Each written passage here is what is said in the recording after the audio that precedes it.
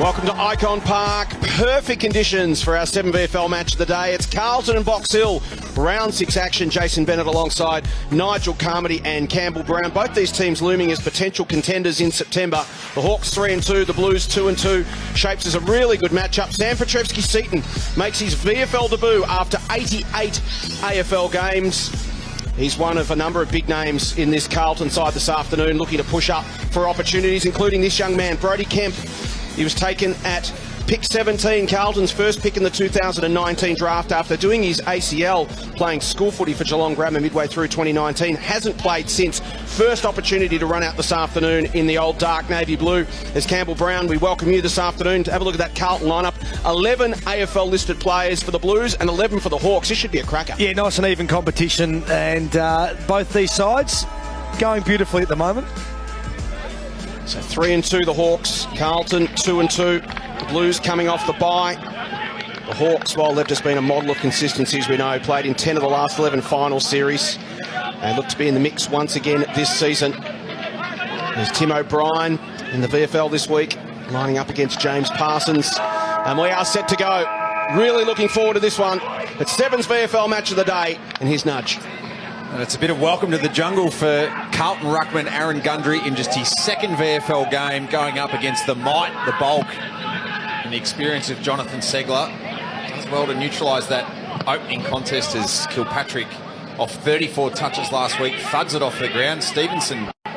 Cooper Stevens lost the footing on the way through against Brockman. Hurst, there is Brockman with the clean take, looking for Downey. There's more Blues in the screen here as Hurst goes to Stevens. It was a handball in hope at best. Minot chopped it off and gives the Hawks their first forward 50 entry. Parks, another on debut, missed with the fist. Nash couldn't clutch it. There's pressure here on the Blues as Morris, off his handful last week, goes thundering in, as does Pepper. And Box Hill have worked this to within 14 metres of their goal, coming off a gigantic total last week. Smash the Kangaroos. Good strong contest there. Just the Carlton defenders need to be a little bit wary not to let the ball out over the back. Carroll, Delaney, now Stevens for the Blues. Goes out to defensive 50. Jack Nunes, one of the names in this VFL side this afternoon. DeWitt's ball inside 50. An almost opportunity there for Minot, couldn't collect it. Nunes went to ground. Tackle comes from Aaron Gundry. This Carlton side, Petrevski-Seton and Kemp we've mentioned, Jack Nunes, Matt Kennedy, Luke Parks, Tom Williamson, Josh Honey. Plenty of AFL experience. Certainly the case with their opponents this afternoon as well, as two inexperienced types in Downey. So we've got Josh Morris and Josh Honey, who were the medical subs unused in yesterday's AFL game. It's the way it is in season 2021. You don't play minutes or anything sufficient. You find yourself playing twos if you can. Oh, that's courage in flight there from Delaney. It trampolined off his chest, though, and Petrevski-Seton's first touch was a nervy hand pass. Parks, an air swing. Box Hill with some good pressure here, but nothing to show for it as Kemp's first interaction was a handball looking for Carroll. Downey, Kilpatrick snap. Not the 15, surely not the 15. It won't matter because Jack has got class.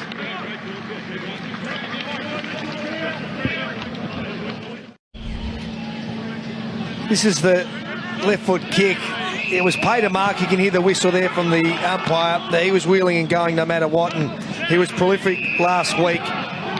3 goals, 17 disposals, 10 marks from his 20 disposals, and he starts today the perfect way. Well, Box Hill early, the first 3 inside 50s as Honey's wrapped up by Minot, gives it off to Kennedy. Skews a kick towards half forward. Nunes used the body well on Mercedes. Opens the door for Ramsey at the back. Brings it inboard. Skins the kick. Horner there. Kilpatrick, who was outstanding last week with 34 touches. Goes to a 2-on-2 on the wing. Brooksby comes out. Meets Stevens. Gets the hands free. Gives it to Pepper. Now to Downey. Downey bounces it towards half forward for Brockman. He gathers back to Pepper. Wants to take Stevens on. Pops a handball into the Downey direction. Confronted by Parks. Floats a kick inside 50. Kennedy versus Brooksby. That's almost a jump ball. It is. Umpire has paid a ball up here. Both got a really good grab at the exact same time there. There's no man in front because they both came from the side, so good umpiring. Brooksby going to probably spend a little bit more time in the ruck with sharing with Segler. Ned Reeves debuted yesterday, did a terrific job. They've been playing with 3 ruckman, Box Hill, which is a little bit unusual. But just back to 2 today. So Connor Downey with the behind there. It's 4 inside 50s to 1 the way so far of Box Hill as Williamson smacks it into the corridor. And here's Lachlan Swaney, the 20-year-old from Uni Blues, originally a product of the Sydney Academy, making his VFL debut this afternoon. Kemp stops and props to work his way through. Downey did it cleverly. Now Ramsey's in a clear patch of turf. And at right half forward goes deep for Crocker. Fist in from Beasley. No infringement. Segler to Hartley. The tap. It was careful. And O'Brien did well to just bring the ball to earth with 1 mitt. So he's a left footer, O'Brien. An interesting decision. We might even see him run a little angle to banana this almost here. Here's the intercept from Hartley. O'Brien goes short. Lazy defence from the Hawk. Yep. Josh Honey takes full toll. In between 3 Box Hill defenders there. They just got caught napping, and he hasn't wasted any time either. Honey snaps, Honey goals.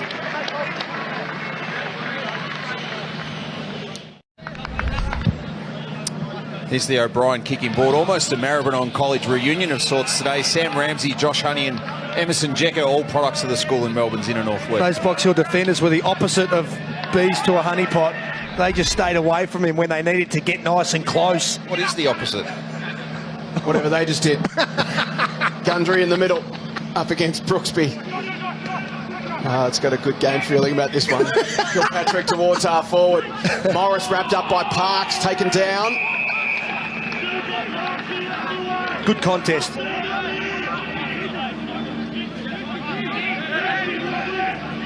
and Brooksby go at it again. Brooksby got the tap. Fumble from Ramsey. Opportunity here for Ducci. Handball a bit too much on it for Kilpatrick. Williamson lost his feet. Petrevski-Seaton was slick. Stevens, nice kick. Finds Ramsey on the way out. He's got a man working hard over the top. And he honours that. Matt Shannon, co-captain, thinking about his options and decides to just go long down the line. Parsons presents, couldn't quite haul it in. Kilpatrick, good tackle from Ramsey, and it'll be rewarded. Their tackling's been good early, Carlton. Got themselves back into the contest. Sam Ramsey, impressive youngster's got a hard edge on him, developing nicely. This is Fraser Phillips. A lot of players inside Carlton's defensive 50. Delivers towards the pocket. Beautifully read by Hartley. Used the body, positioning well. This game featuring 2 of the competition's most dangerous forwards so far this season in Crocker. Ben Crocker at one end and Emerson Jecker at the other. Almost single-handedly got them across the line against Footscray 2 weeks ago. 4 goals in the last quarter. Brendan Newcombe crosses halfway, elects to handball to the outer side, and with good reason. He's got a runner in the form of Saunders. Tries to slice it for Morris, but Parks, as we've seen in his early AFL interactions as a Blue, able to take the intercept and send it back the other way. North to Shannon, who played, of course, 1 game for Box Hill 2 years ago. Goes corridor for Honey, the Blues goal kicker so far. He's got one on. It's Kennedy. He tic-tac-toed it beautifully over the top. Kennedy to Parsons. He'll run a line to goal. Carlton with back-to-back majors and the lead.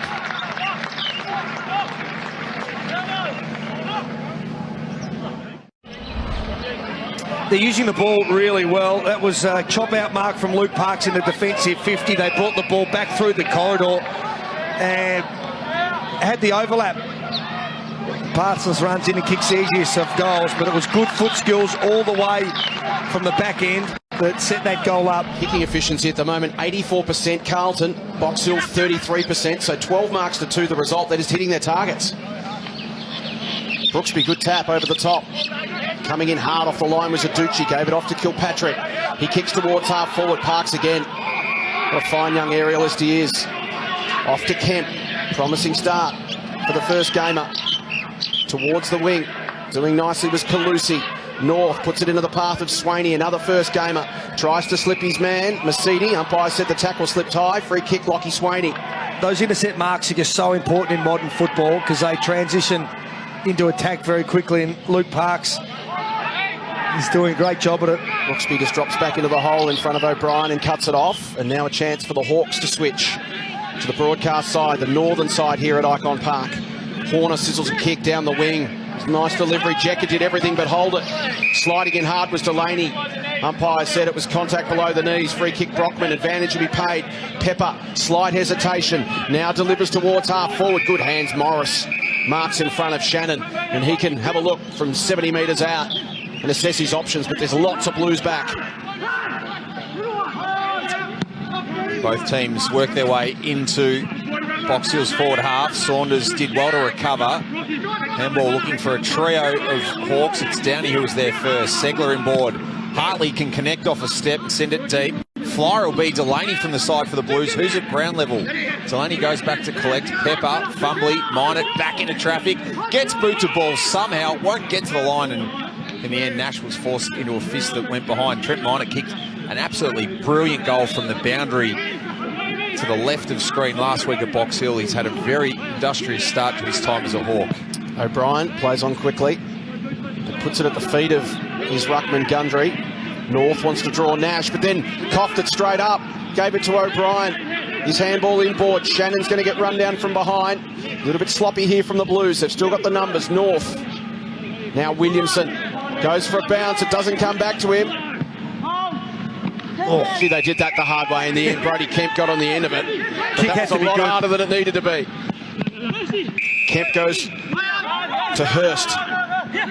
Now Williamson. That's not 15 to O'Brien. He didn't gather anyhow. Aducci now runs him down. They're really struggling to get this out of their defensive half at the moment, the Blues. Williamson. Kemp, sure-footed. Turned his man, delivered back to Parks. He drops the mark.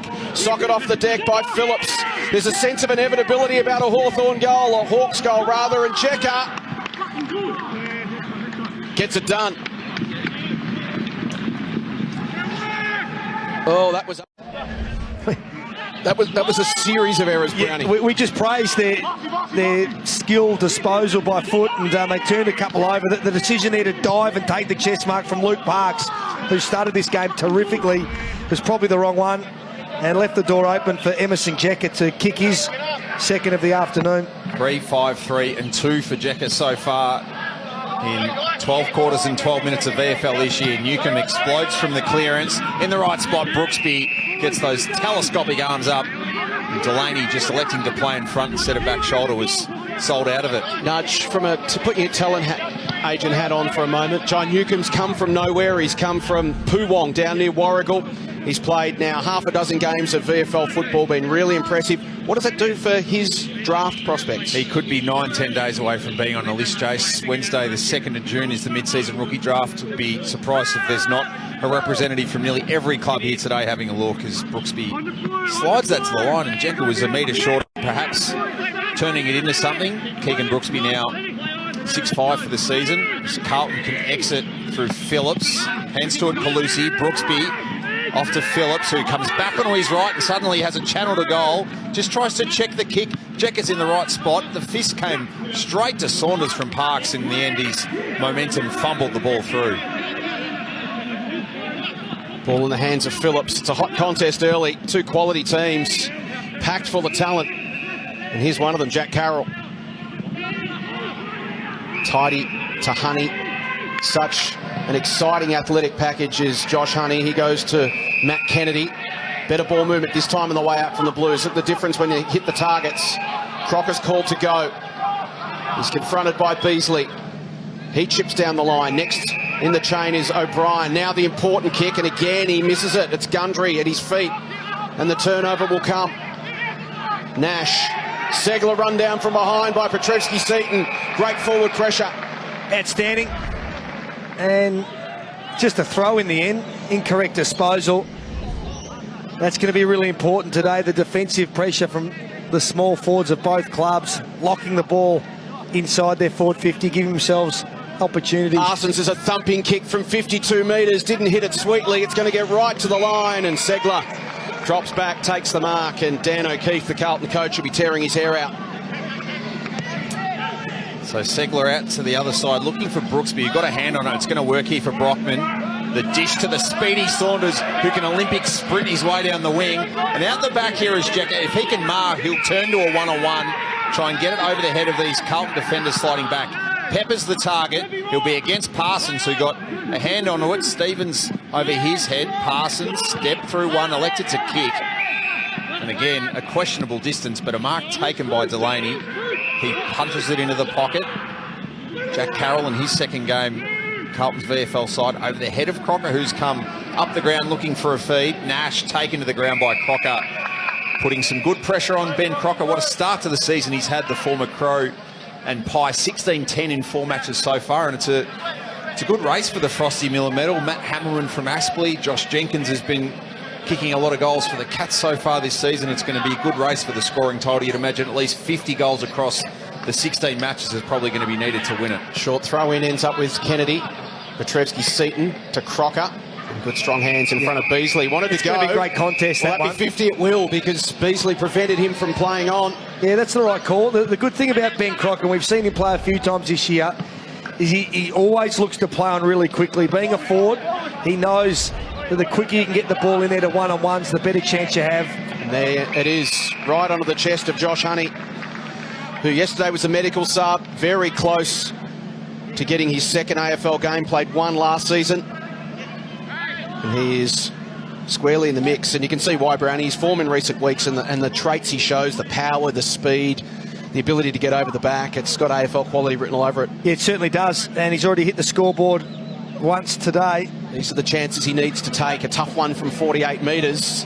Floats it beautifully and finishes with a goal.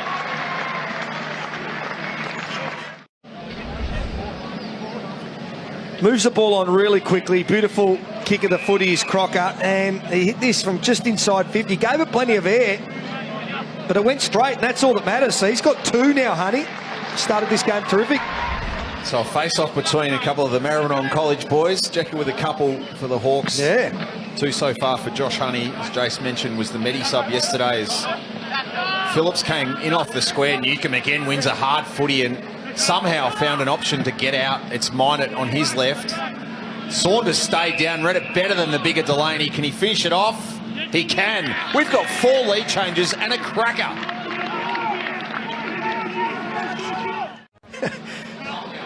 He's a smart, crafty footballer. Last week, made the most of his opportunities, kicked 3. On that occasion, just used his body enough to take the mark, immediately hit the ground running, as he likes to do, and kicked truly. So, another lead change.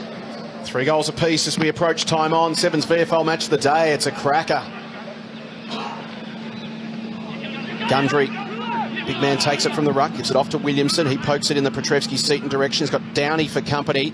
Downey's got some speed, does well, wins the football, delivers it high towards Jecker and Parks. That floats wide and out of bounds on the full. And Sam Petrevski-Seton up to 4 touches. Going to play more midfield minutes this afternoon, Brownie, and he was recruited, he was drafted at pick 6 in 2016 as a midfielder and as a midfield half-forward type, but he's been playing half-back for the last season and a half and hasn't really had the impact the Blues have been looking for. Yeah, quite often, as a youngster, you get drafted and you don't immediately find your role in the AFL side as you were as a junior, so you just got to work your way into it. He's played enough football now that he should have got his endurance base up to an appropriate level that he can spend more minutes in the midfield. Nunes, good kick down the line. He saw Gundry had 5 metres on his opponent, can give it off to the running O'Brien, who's got a short option, can just chip it inside 50, finds Ramsey, now for the finish with his left. Oh, the post. Oh, we had the perfect view on the back of that. The left footer was swinging back, but just not enough. He hit it perfectly. Quick ball movement from both these teams this afternoon in perfect conditions. Yeah, it was good football. They're moving the ball really well, the Blues, and Box Hill just a couple of goals out of centre clearances and some defensive transition turnover, which they like to score from. And that's out on the full. Hartley to Mercedes. It's going to hug the line for Morris. Good pressure applied in flight there from Jack Nunes, who's in the line at the sub. Made a free kick.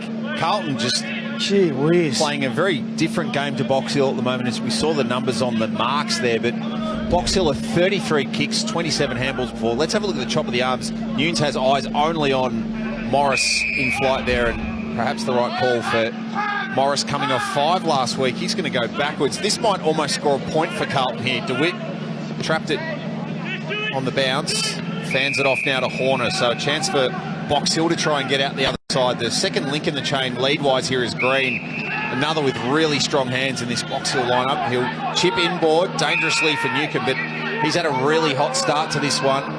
Comes inboard now. Mercedes, a better leg this time. Segler's planted the feet and on the second bite claims it.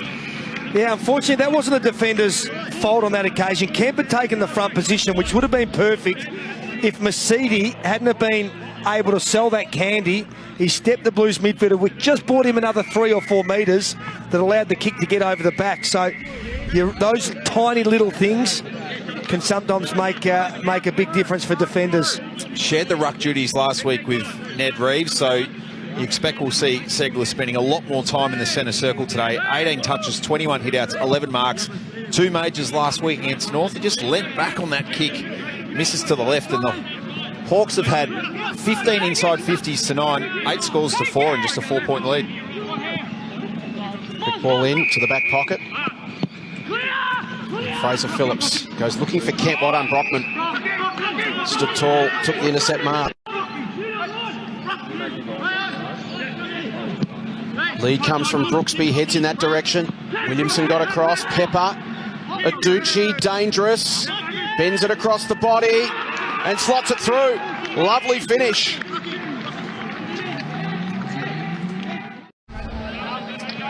It was a good mark from Tyler Brockman on the wing that turned the ball back over, got it inside Box Hill's defence, forward 50, and lovely snap there from Aducci, and he loved it. So the Hawks dominant on the inside. The Blues tend to be dominant on the outside. That's how it's playing out so far. Hawthorn dominating in the middle. Gundry, sharked by Kilpatrick, and he'll march away with the bounce, lower the vision, and pierce it onto the chest of Morris. This is a sensational game of footy. You will not get better conditions in the third week of May in Melbourne. Temperature's going to nick past 20 degrees this afternoon. Both teams playing a brand of football to enjoy. Josh Morris coming off 5 last week against North, looking to hit the scoreboard here. You can't stop that.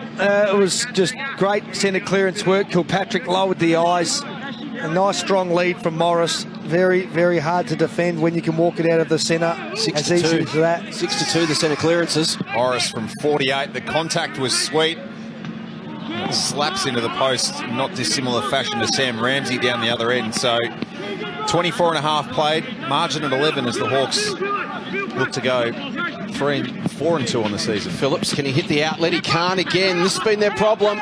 Minot intercepted. Carroll couldn't take the mark. Jecker gets involved. Off to Nash. Squares it up. Blues got numbers under this one. Gundry's punched to the top of the goal square. Kemp goes down, picks up the football, tries to work his way out. Won't do so. Will get punched. Brockman picks it up. Advantage will be paid and the goal will count. Hawks have got 3 in a row.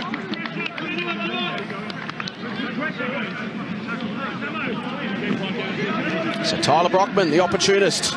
Nonchalant too, just very, very casual. And are they the ones as a player, Brownie, you stick the tackle, you go, great, 15 out from goal, I'll go back and I can slot one here. One of the little forwards picks it up, dribbles it through, and you miss out completely. You don't even get a kick. You're not overly wrapped, I can give you that that tip, but you're just happy that your team's got the team. That's right. So, no, thanks, Tyler, good on you. Really, really strong tackle there from Harry Pepper, who they played forward last week, and he showed some good signs. Look at this, just as casual as you like. Tyler Brockman, first 4 games of AFL footy, kicked a goal or more in every single game, multiples in his first 2, and found his way out of the side. Saw Harry Pepper go over and celebrate. He was happier than Tyler Brockman. Certainly goes against the grain of what you normally see in that situation. Kick inside 50, Kennedy. Brocker was being held. Free kick will go against Beasley despite his pleas. And the difference when the Blues win a centre clearance, Brownie. Well, they haven't won too many, and they just got the ball in nice and deep to a one-on-one contest, and Benny Crocker's so good at using his body. Look at that. Arms around him. I'm not sure what Hugh Beasley was complaining for, because that is a hold any day of the week. Now, he's had, I'm not going to call it the yips, but he's had a couple of quarters. They've only been quarters, Jace. The Essendon game, when he kicked 1-4. Would have kicked 7 in a quarter. 16-10 across the season thus far. And, yeah, we'll call it the yips. When he's on, he is red hot. It's one of those players, technically, looks like if he's trying to steer it, he's a less than 50% chance. When he punches through the ball, they go beautifully. Distance, they're a lot better. O'Brien playing in defence, thumps it long towards the wing. Brooksby, nice gather in from Saunders. And that's a lovely delivery to Jekka, working all the way to the wing. His ball use, Saunders, is outstanding. So Jekka spears it low towards half forward. Punched away from Porter at the front. In fact, it was Morris. Here's Kennedy. Nunes back to Kennedy. Short to Swaney. Can get it and go. There's nothing to kick too long. And that's the result. Porter will cut it off. Blues forward structure breaking down on that occasion. Mercedes kicks a dangerous one. Crocker almost got there. O'Brien to Witt. Phillips.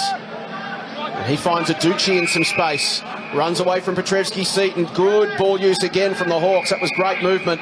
And Saunders gets on the end of it. A chance to go back and kick his second. Just a smart footballer. He was the man up here on the half-back flank that found Emerson Jekka. His work rate's nice and high. He worked back inside his forward 50 when he realised that the turnover was on, and he gets his second opportunity in front of goals. It's been a really good quarter.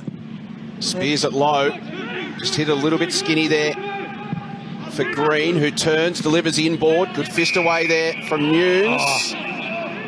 Jeez. And the umpire's paid a free kick. This is, tell you what, I've seen a lot of football over the course of the weekend.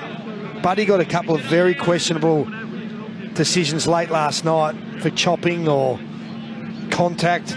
On that occasion, that is just a really good, hard, aggressive defender spoiling the ball. No free kick there at all. Aducci can go back and kick his second and really open up a very handy lead for the Hawks. They're 22 points up.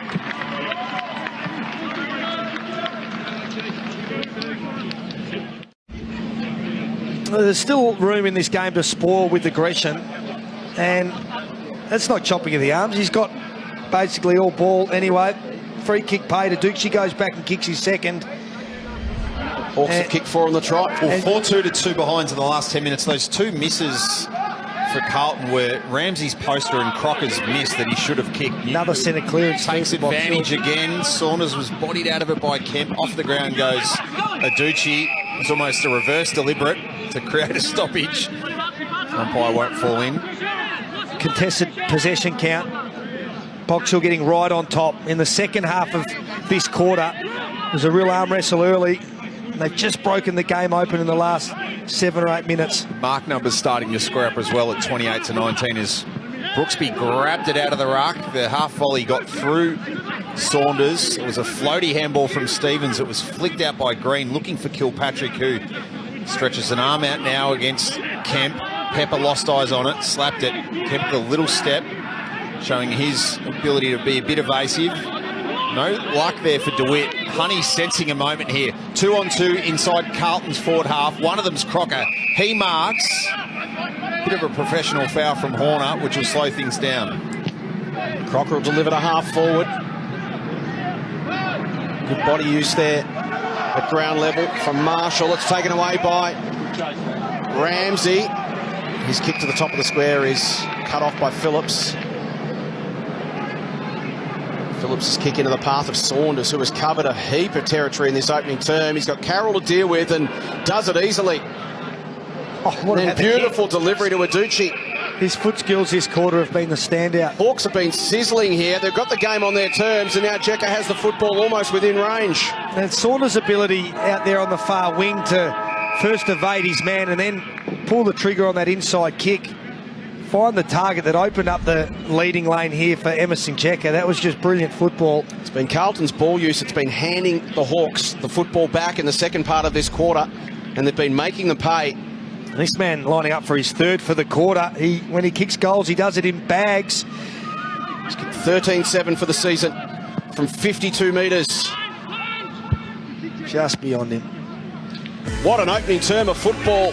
9 goals, 6 of those coming to the Hawks. They boot the last 4 goals of the quarter. And at quarter time on 7's VFL match of the day, it's Box Hill 6-6-42. Leading Carlton 3-2-20. It's the Hawks by 22 points.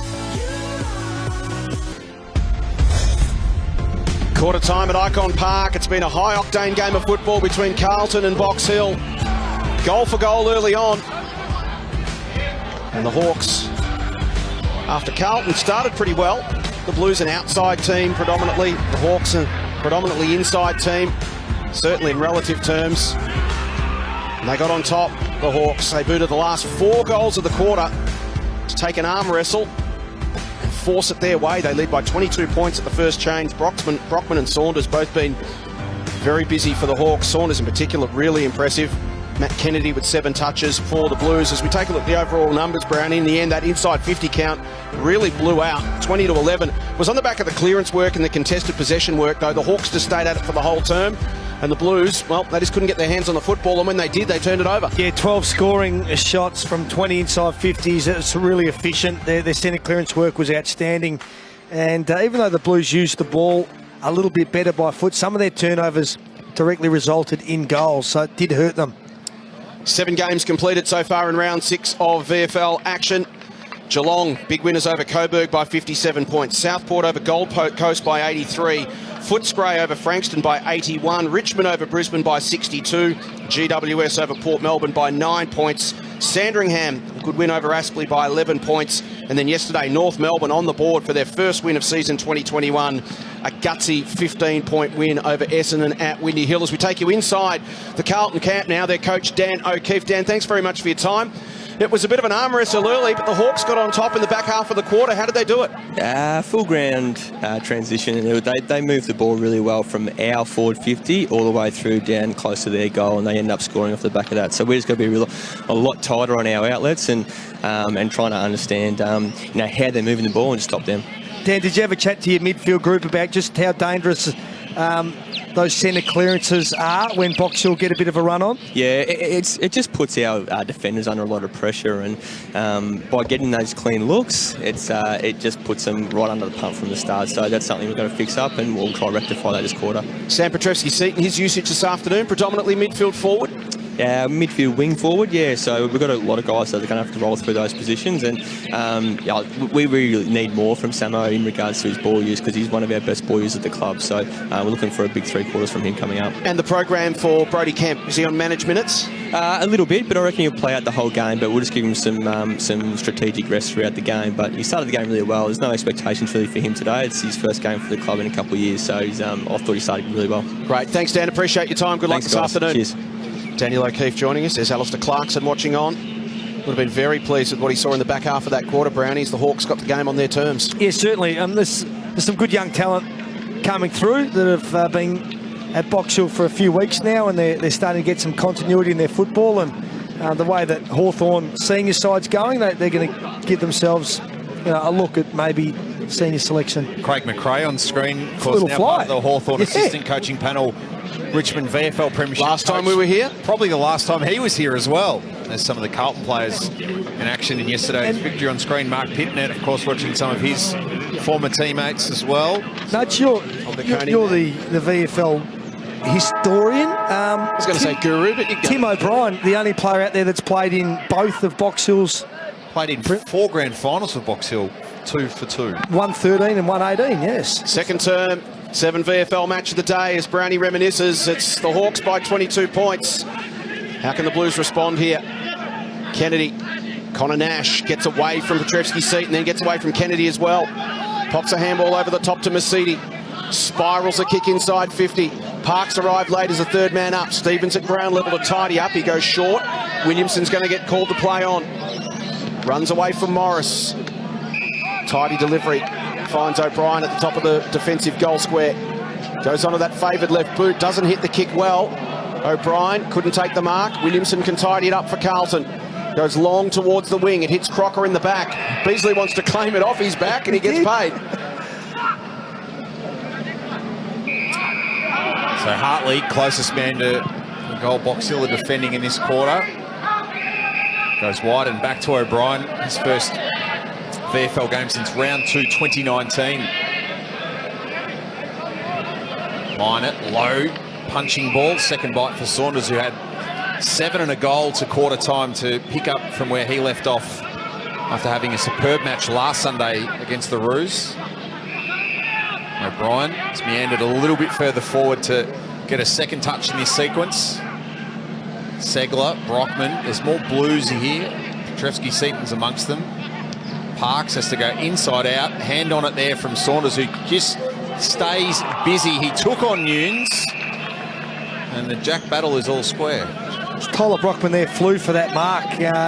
Probably at his size and with big Johnny Segler and some of the bigger guys around him, should have just stayed down for the front and square. O'Brien read the tap nicely. Couldn't get an effective disposal. Mine it. In over the football is Stevens and Saunders. Umpire calls for it. Those inside 50s are blown out in favour of the Hawks. Blues need to get busy early in this second term. Segler's kick was smothered. Williamson going nowhere, wrapped up by Brockman. So Tom Williamson trying to work his way back into Carlton's AFL lineup. 35 AFL games, of course, missed all of 18 and most of 19 with those back problems. Matt Kennedy, quick kick, gets it outside the defensive zone. Gundry forced a contest. Shannon flashed across, left it behind. O'Brien did well, went back and found it. Brockman run down, couldn't get a kick away. Honey, he was shunted out of the contest. Hurst put his body over the football. It comes out to Carroll. He's wrapped up by Kilpatrick. Good pressure here from the Hawks. It's relentless as Mercedes taken down. Still alive. Kilpatrick somehow found some space. Chipped it to the pocket. We'll have a throw in adjacent to the behind post. Anderson Jecker on screen's got a couple so far. Delaney doing the ruck work against John Segler, who's had a strong influence on the game so far. So 22-point lead to the Hawks. Shallow throw in. Kemp went to go off the ground. Nunes overran it. Minot will try and keep the play alive. And he's thundered over the line. Parks and Delaney working in tandem.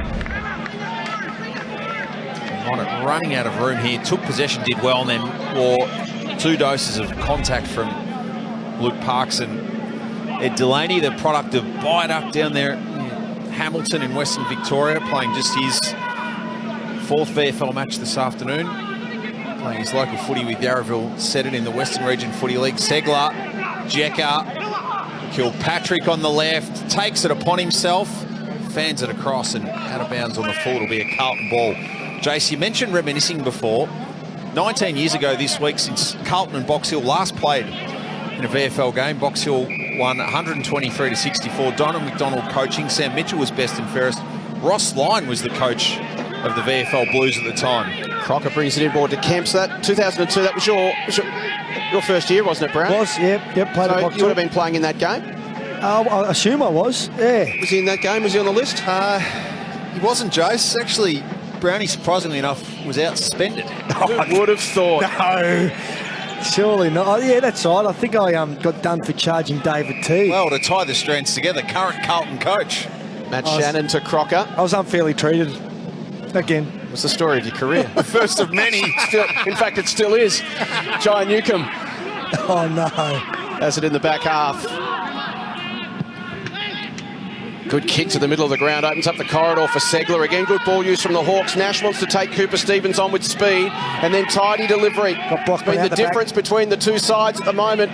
Phillips goes towards Brockman. Crocker got back to force a contest. Clever slap over the top for Green. Couldn't take it with him. Hurst was tidy. Off to O'Brien. Can he hit a target now on the way out?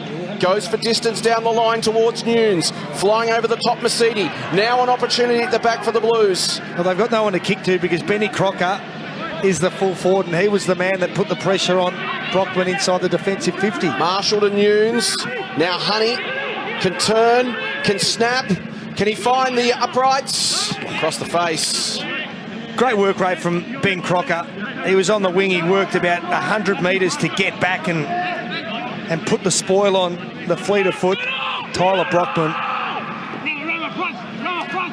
So first score of the second quarter takes almost 6 minutes after high-octane start. Hartley has a leg on him and will display it on this occasion. Segler, Parks did well to create the spillage. Petrevski-Seaton took on the tackle. It was spilt. He tried to kick it.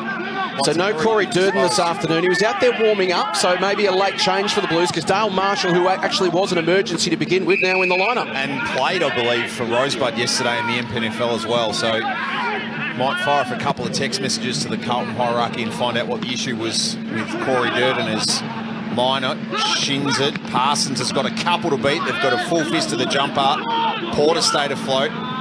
Kilpatrick was clever just to dab it 4 or 5 metres to Horner, who again runs back into the traffic, fans it for Downey, takes the mark. He's got Beasley feeding off him, as well as Phillips. Stops and props, works his way around Phillips. Double-footed jump required from Aducci. O'Brien got into the back. Aducci claws it back in, and he's Gonski. Right call. Had the opportunity to paddle that out into space, chose not to. And quite often players are coached not to in times like this. Just cough the ball up when they know they're outnumbered, because the best result is to be paid holding the ball, and it's a slow play. O'Brien went down the line to Marshall, a late inclusion. He got one in the back. Brings it inboard to Hurst. So can the Blues start eating into this deficit? They trail by 21 points early going second term. 7 VFL match of the day. Down the line, Kennedy was the target, landed heavily. Spills to the back, and the Hawks have got the numbers as a result. Minor delivers down the line. Needed to be perfect for Green, and almost was. He flips a handle back. Lovely pick up from Downey at his feet. Off to Mercedes, who's got a raking right boot. Sees an open goal square, attacks it and bounces it through.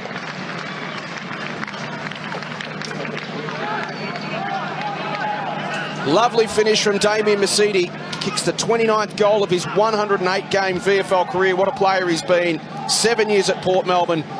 Come across to Box Hill.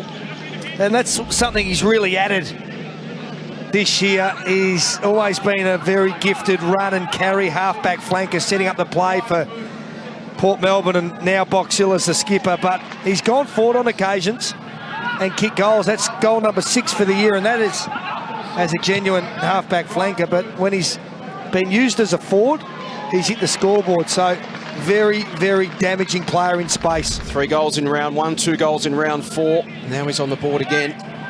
News coming through from the Blues, thanks to their GM of footy, Brad Lloyd. A strained hamstring in the warm-up. Reason Corey Durden came out of the lineup, and Dale Marshall, one of their emergencies, playing. And he's got a bit of a history of that. His couple of years in the Sandful, suffered hamstring problems. So bad news there for Corey Durden. And for the bad news is it's 5 in a row so far for the Hawks. It might become 6. Jacket couldn't mark, but the spillage, mine at the fend off. The return tackle from Kemp will be rewarded. So Brody Kemp, quarter or so into his return to footy after 675 days. This is his 8th touch, but spent plenty of time in his part of the ground so far, as finds Calusi, who chips short. They just can't connect here, Carlton, and stepping over the line and out in the end with Sam Ramsey. I'm going to watch the matchup of Ed Delaney on Emerson Jekka really closely. I loved his closing speed. Just late to get a fist on that ball inside 50 before. He's 200 centimetres. It's a good athletic combination, those two. As we mentioned a couple of weeks ago, Dan O'Keefe said he's the most athletic footballer he's ever seen. Ever? Ed Delaney. Wow, at 200 centimetres. That's big endorsement, but he moves well. Don't forget Collingwood and Port in the AFL from the MCG to follow this one. 2-on-1 against Crocker here. And the free kick will go the way of the Blue. You Beasley looked bemused then. He didn't know what was going on. That's one word for it. Ben Crocker has it just outside his range, you would think. He's been working super hard this afternoon. Goes right to the boundary line and then hooks it towards the goal square. Got really good distance on the kick. It was off the hands of Horner. Minor score. So Brownie, as we take a look at that free kick for the nudge there against Beasley, what can the Blues do here to try and wrest momentum back in this contest? They had it early, then they lost it. Now how can they get it back? Well, the good thing is that they've been structured up defensively pretty well, so they've managed to stop the goal-kicking capacity of Box Hill. They've just got to grind themselves back into the game here with efforts like this, stoppages. That was Parks and Kennedy. Keep the ball locked in their forward 50, give themselves a chance to try and create a goal somewhere. Gundry will go against Segler in the ruck. Segler gets the tap, and you can see hit it to a man on the move. It was Minor.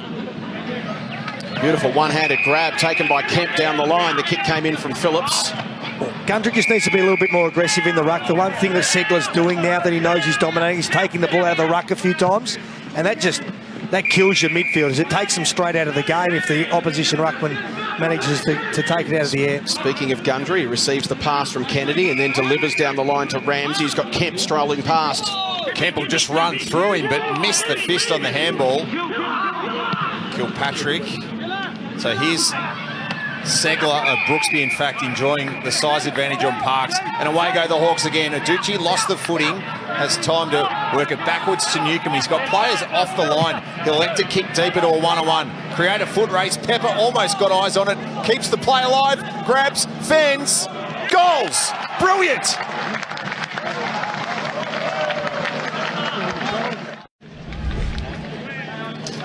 One thing really noticeable in this passage of play, when the turnover came, Brownie, sprinting Hawk midfielders, jogging Carlton midfielders. Yeah, and they had all that space out the back, which was really well utilised. The kick was good. It didn't have to hit a target, just had to be favoured side of Harry Pepper. And he had a couple of opportunities last week, kicked one goal too. He had a good tackle and had a goal that was stolen from him by Brockman. He started this game really well. That was a great finish. Segler another tap, this time Kennedy, but his handball was smothered by Kilpatrick. Newcomb taken down by Kennedy. Umpire said too high. John Newcomb's 7th touch coming up. Kilpatrick leads the game for the Hawks with 9. He can make that 10. Kicks into the man on the mark. Good work from Honey. Stuck to the task. Horner. Swaney takes him down. Matt Kennedy and Brody Kemp have both had 10 touches for the Blues. O'Brien's had 9, Crocker 8. For the Hawks, Kilpatrick with 10, 8 to Downey, Saunders, Mercedes and Aducci. Ramsey taken down in the tackle. Now, he didn't actually haul that in, but he's going to be punished, and I think that's his point. He's saying to Ramsey, it was actually Segler who dragged it in underneath. Smart football from the veteran. Chips it inside 50.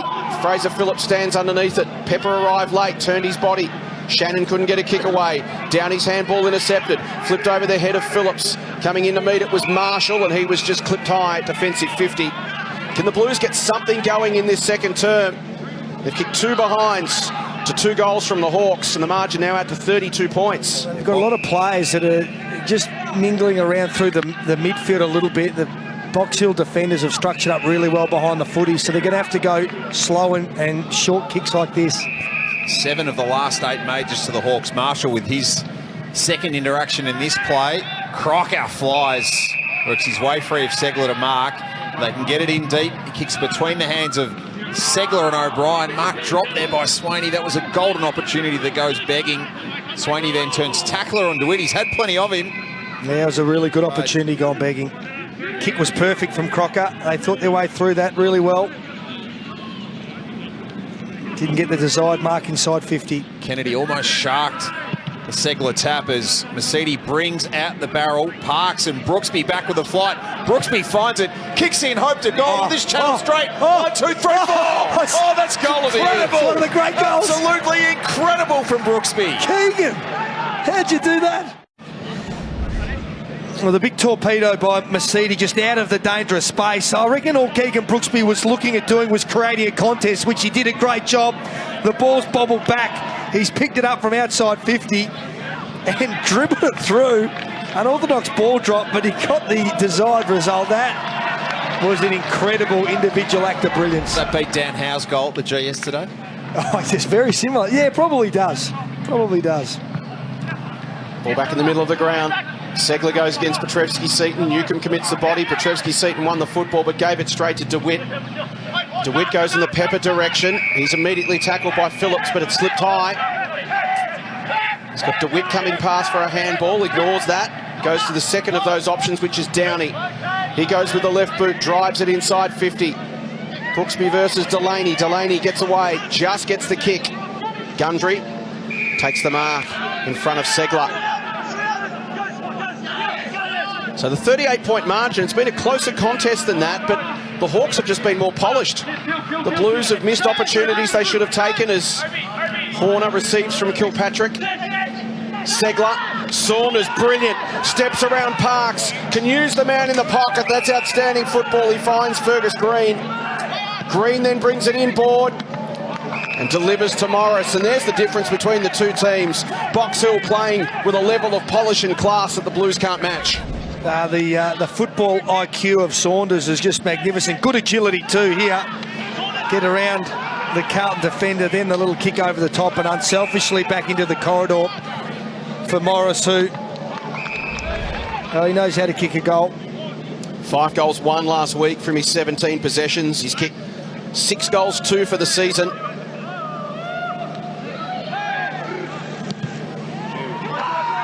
And the Hawks had another.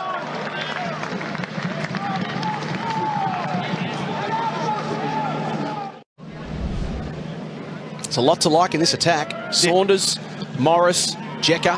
Lots of talent there for the years to come for the Hawks. Yep. Lot of skill, a lot of athleticism and some speed on Saunders as well. So they've kicked 9 of the last 10 goals. Well, it was Ned Reeves last week getting the call-up. Jack Saunders is making a pretty strong case to be on the plane to Darwin to face the Gold Coast Suns at AFL level next week. DeWitt flicks the kick forward to Jekka. This is Harlem Globetrotter stuff from Box Hill at the moment. Jekka's in range, but he's an excellent field kick. Goes looking for green, too much on it. Williamson, a much-needed mark off a Box Hill kick. So Carlton with the oxygen mask dropping from the ceiling here. 44 points adrift as we tick towards time on. Tom North, the former Docker, has it. Kick around his fellow 51 and Aducci, but it was horrible. Horner chops off. He'll walk away from Carroll on the mark, and Williamson will take a second intercept. I reckon the Blues have missed Radovanovic a little bit down back with his big body and his intercept marking. Kemp wide for Ramsey. Nash has got speed. He'll try and close him down and does. Yes, Big Stefan Radovanovic out with a groin problem for another week or 2. Toby Wooler, we saw him get beaten up out at West Whitten Oval a couple of weeks ago. He's out for another week with that sore back. Just the back? Yeah, as far as we know. It's the fruit salad of injuries. Incidentally, Kennedy and Kemp with 11 each so far for Carlton. Kilpatrick 11, Downey and Aducci 10 apiece for Box Hill. Segler in front of Gundry, as Brownie said, just takes it out of the ruck. He's got supreme confidence right now. Ramsey feeds it through to Nunes. Some of these AFL listed, what you might term big name players for the Blues, need to get more involved here to try and turn this around. O'Brien took the mark, but a whistle's gone. For a push, it's going to Beasley. No, it's going to Hartley. So it's going back to Michael Hartley, the former Bomber. Played the 3 AFL games this year. He goes short to Connor Nash. So we hit time on in the second term. It's been all the Hawks that kicked the last 8 goals of the game. It's been a super impressive performance. Morris steps around Petrevski-Seaton, delivers to the pocket, off the fist of Cody Hurst and out of bounds. And conversely, it's been so impressive from the Hawks, but it's been so disappointing from the Blues. From midway through the opening term, they look to be right in it for the first 15 minutes.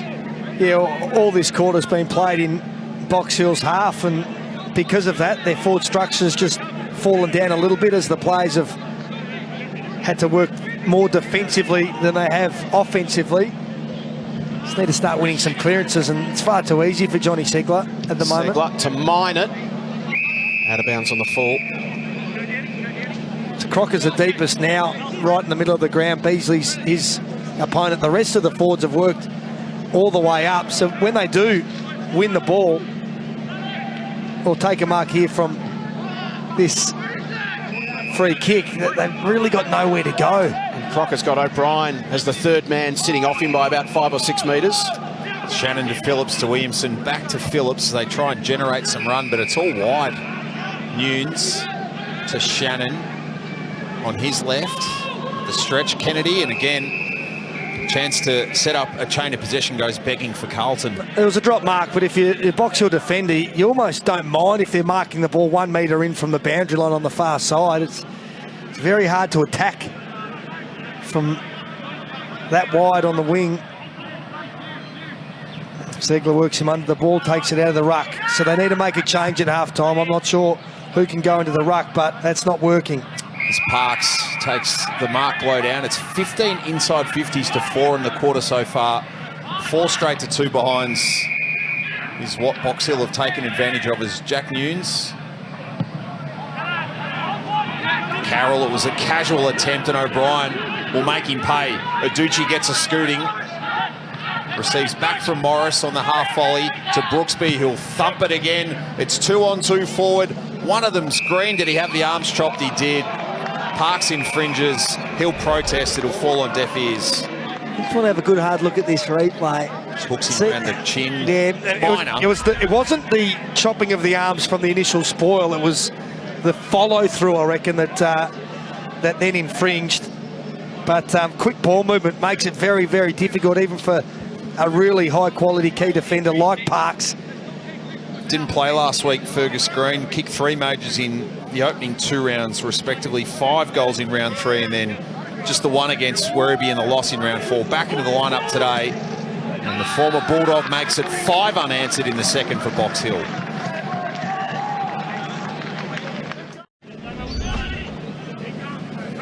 The first possession around the stoppage is 22-10 in favour of the Hawks. They're just walking it out of there. And just a couple of drop marks as well, going forward of centre for the Blues. They could have had a few shots on goal had they not dropped them. Ball gets turned over, goes straight up the other end really quickly, puts your defenders on the back foot. Segler versus Gundry.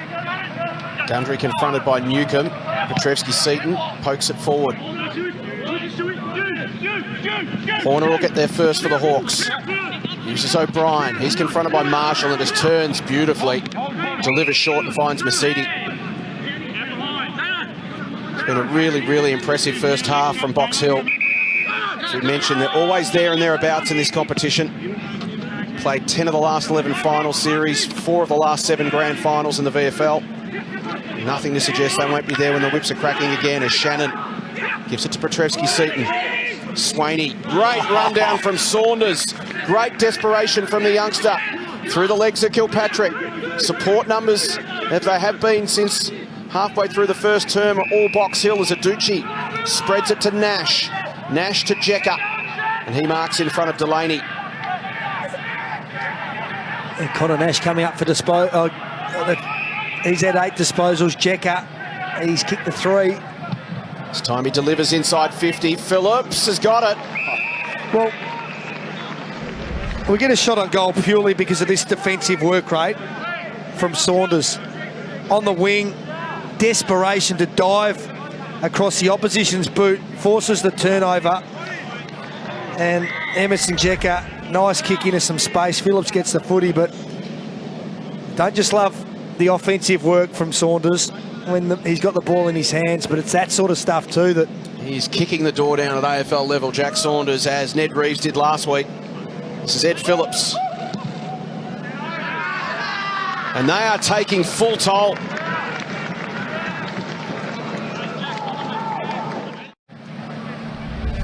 It has been a brown and gold avalanche since midway through the opening quarter. It's been a flawless quarter of football, really. Their skill level just looks a class above. They've taken their chances in front of goals. They're running hard forward now because they know that they're going to win the footy. Not quite feet on the dashboard time for Sam Mitchell, but he'd be enjoying what he's seeing in this quarter. They've peeled off 6 majors in the best part of 18 minutes. Petrevski-Seaton involved. North, Kemp. Everything's under pressure, though, from a Carlton point of view. DeWitt got the fist in on Marshall. Carroll spun the full 360 and then some. And again, it's not all pretty from Box Hill. There's pressure attached to it as well. Wide kick. Jecker on a hustling lead at the fall. The most recent goal kicker in Phillips. Inboard for Kilpatrick. He'll just have his way around Petrevski-Seaton. Gives it back to Phillips. Another entry. Green couldn't mark. Morris with 3 to beat. Again, it's Saunders with a tackle, who sets up another goal. Green with 2. So the Box Hill players have time and space. It wasn't perfect football out here on the wing. There was a couple of missed handballs, but the players had time to make decisions. Phillips kicks it in here, and look at this effort. The hunt. Yep. We just highlighted the smother on the wing on that occasion. It was a tackle inside forward 50 that just spilt the ball out It results in an easy goal. And that probably doesn't even go down as an effective tackle because he didn't stick it long enough. But the pressure points that you accumulate now, and as much as they've played pretty in these conditions, it's the hustle that I'm tipping Sam Mitchell and his coaching staff are going to laud at half-time. Yeah, and when they like to not just beat sides, they like to really put them away. You know, last week, their last quarter, 9 goals won from 13 inside 50s. They smelt blood, and they weren't content just to have a 10-goal victory. It turned out to be 108 points. Minor in their scrapping. Brooksby getting his knees dirty as well. Newcomb's handball to DeWitt. He feeds it backwards to Mercedes, and now Hartley. Again, good ball use. Finds Newcomb. Goes to the outside. They've just got a multitude of options every time they have the football. Nash gives it off, and Brockman tries to measure the kick to mine it, but it's cut off by North. So he's got no one ahead of him that he can go to at the moment, so he's got to hold the footy up as all the Carlton mids and forwards transition back. Josh Honey brings it inboard, finds Tom North. Thought about the lateral option to Phillips. Chips it short down the line. Finds Calusi. Just his third touch is a turnover. And Beasley cuts it off. And a couple of Carlton forwards too, just hanging their hands out saying, what sort of kick was that? To the mids, so a little bit of disconnect there between the mids and the forwards now for Carlton. Beasley receives from Mercedes, and now they switch. Phillips, he's got Saunders working hard. Instead he switches back. So just try to take some time off the clock late in the term. O'Brien to Newcomb. Newcomb's 10th touch for the half coming up. He's picking them apart now. This is Mason DeWitt. Well, they could barely be more impressive in this first half, Box Hill. Newcomb again into the hole. It's a disconsolate Carlton side at the moment. Got to find something in the second half, the Blues. Coming across the contest was Parks. Jekka tries to feed a handball through to the speed of Morris. Look at him light up the Jets. Runs to 35, runs to 25, and the siren will just beat him. What a first half of football from Box Hill.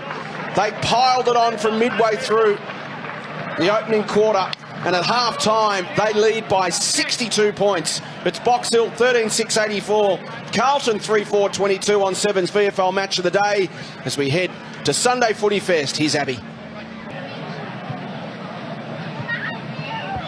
Yes, thanks, Abby. Really impressive performance, wasn't it, from Box Hill? They kicked the last 11 goals of this game. It was a really even contest in the first half of the first quarter. But Box Hill just took complete control, Brownie, and it all started in the ruck with Jonathan Segler.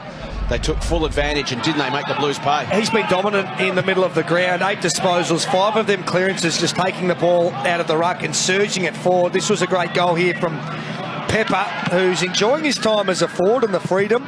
And one of the best goals we've seen in a long time. Good, strong contest, follow-up, dribbling ball, straight through for a brilliant goal. But when they get time and space, Box Hill, they really do make you pay. This is a side that's got a lot of players that are highly skilled. They're good decision makers.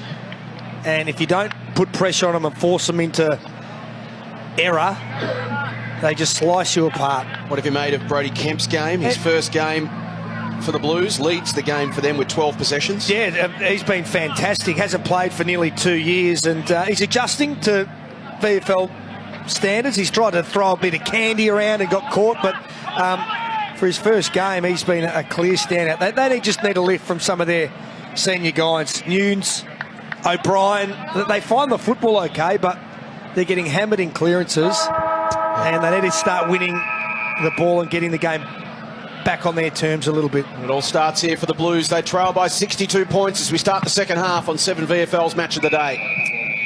With a record bounce, 11 of Box Hill's 13 goals coming from turnovers. As Jace touched on, you've dominated the contest since the midpoint of the opening quarter. Segler v Gundry. Newcomb is closed down by a couple of Blues, and you'd expect we're going to see some sort of physical response, some more pressure from Carlton in the early minutes. At least we'd hope so. Yep, absolutely, especially around the stoppages here. You want to see Gundry being a little bit more aggressive. See, that's better. In the first half, that would have been an easy clearance for Box Hill. Now they still get the clearance, but at least it's a slow play. Effort there from Nunes, but not quite the execution as Kilpatrick heads towards Jekka. Parks had the customary recovery.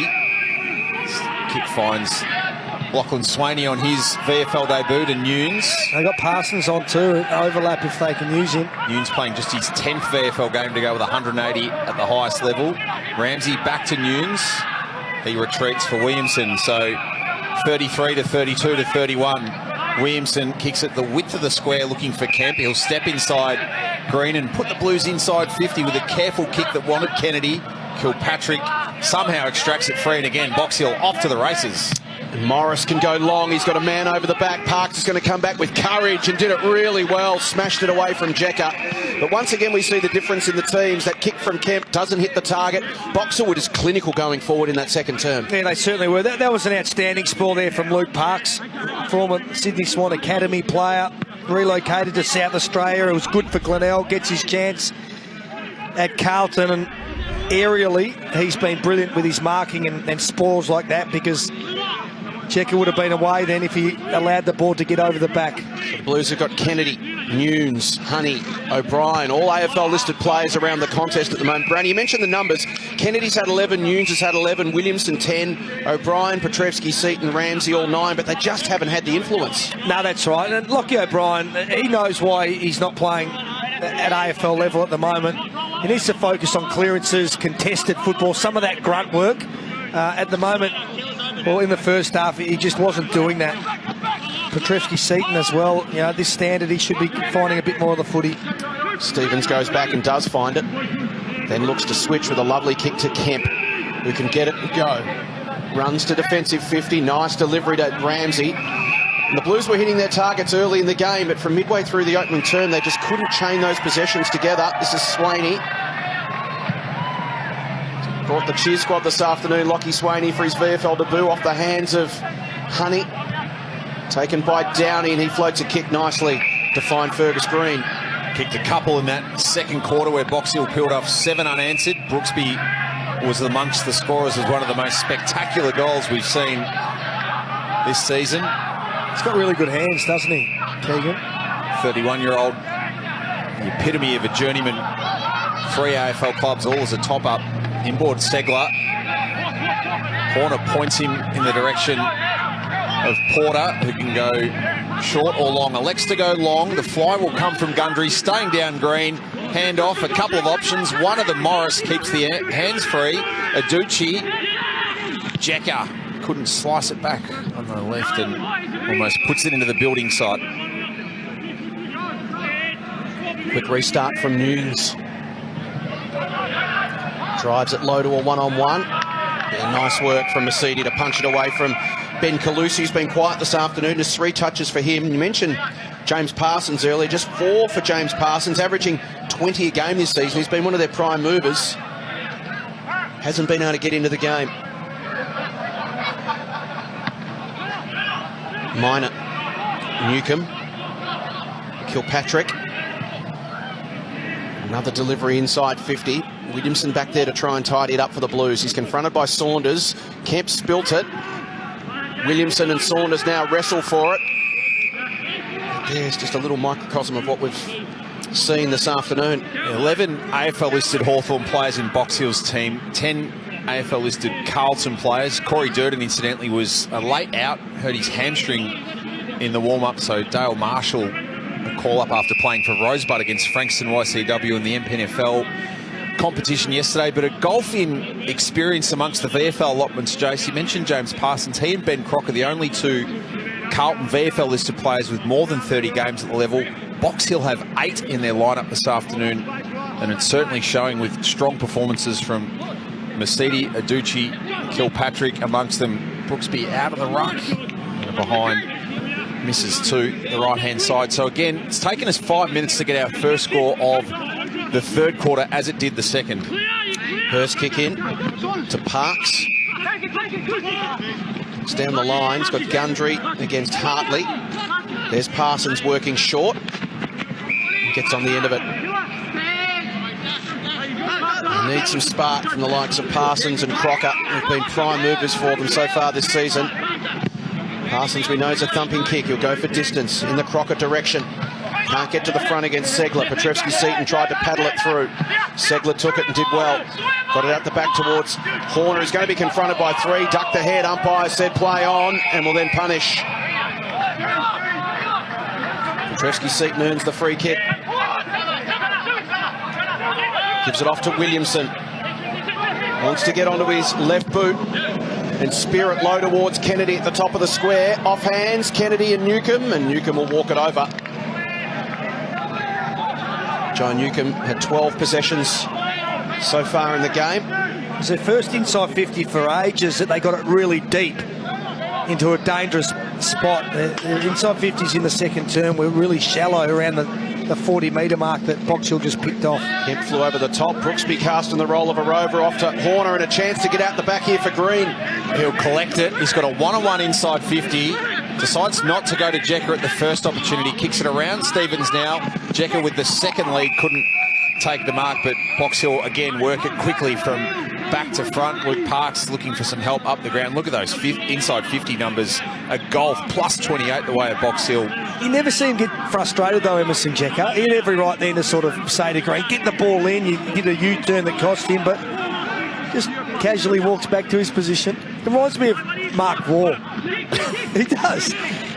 Very casual. Missed the fist, and again, Box Hill pressure creates another shot at goal.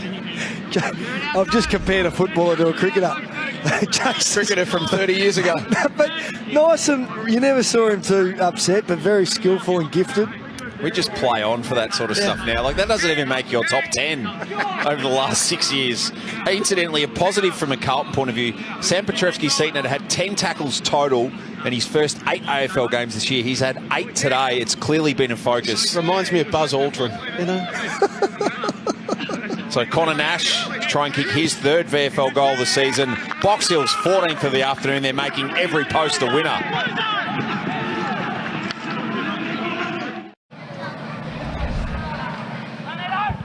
Good tackle. He did get a fist to that, but incorrect disposal, holding the ball, and a nice finish. He started on the wing this afternoon. He's been moving really well defensively and chimes in with the goal. So a string of 12 consecutive goals for the Hawks. Kennedy's going to be shut down.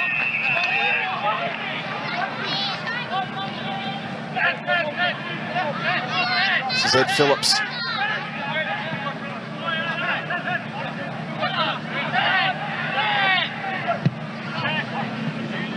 Jecker, the main target. Delaney got a hand to it. Hurst at ground level, beaten to the football by Morris. Williamson takes him down.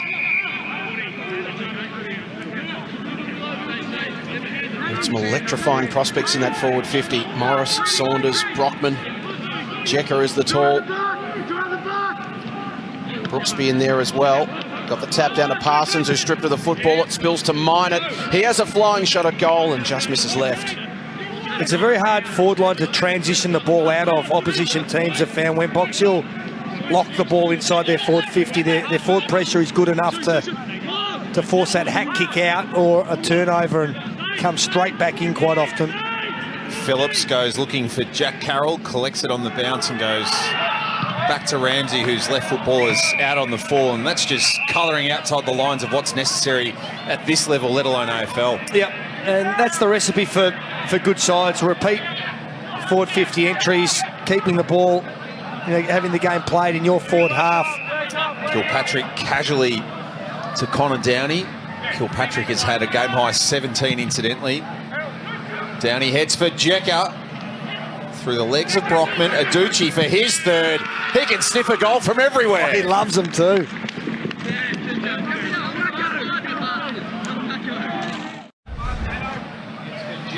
Classic front and square roving. He's put himself in the right spot. Threw the ball on the boot, and he's got 3 now. So very good contributor to Box Hill's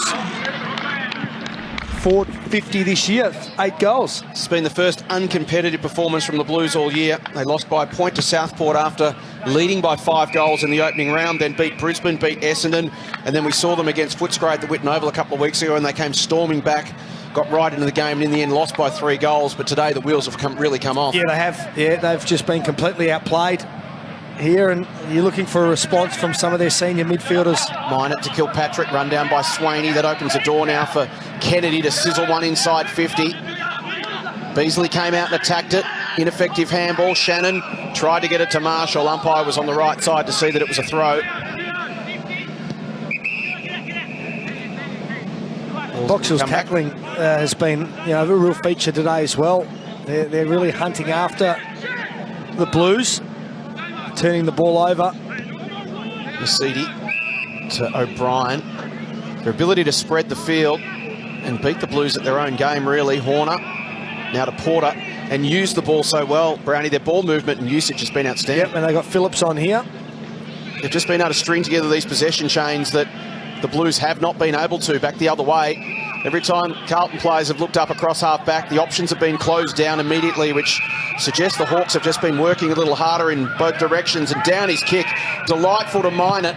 Minot now delivers it inside 50. Jekka comes out on the lead, spills off the hands of the contest. Stevens to try and tidy it up. Gave it off to Williamson. Wants to go for a run. Has a bounce. Pops a handball laterally. O'Brien on his left, and again misses a target. Was going for Marshall. Almost put it onto the chest of DeWitt. Marshall now under pressure. O'Brien will go at it again. One-on-one with Nash in the end. Dribbles out. But unless you put pressure on the ball carrier, at this level, every single player has the capabilities to hit a target 15, 20 metres away. So they pick them apart because there's never too much pressure on the ball carrier, and quite often the player trails in, he doesn't even stand the mark aggressively and force them to kick over their hands. Don't forget Pies Port to follow this one in the AFL from the MCG. Ed Phillips to Minot, crosses 50, probably doesn't have the range or the accuracy, and Fraser Phillips happy to see it over the line and out. So another forward 50 stoppage. Trent Minot, the former Essendon rookie lister, 15 possessions this afternoon, 5 tackles, 6 inside 50s.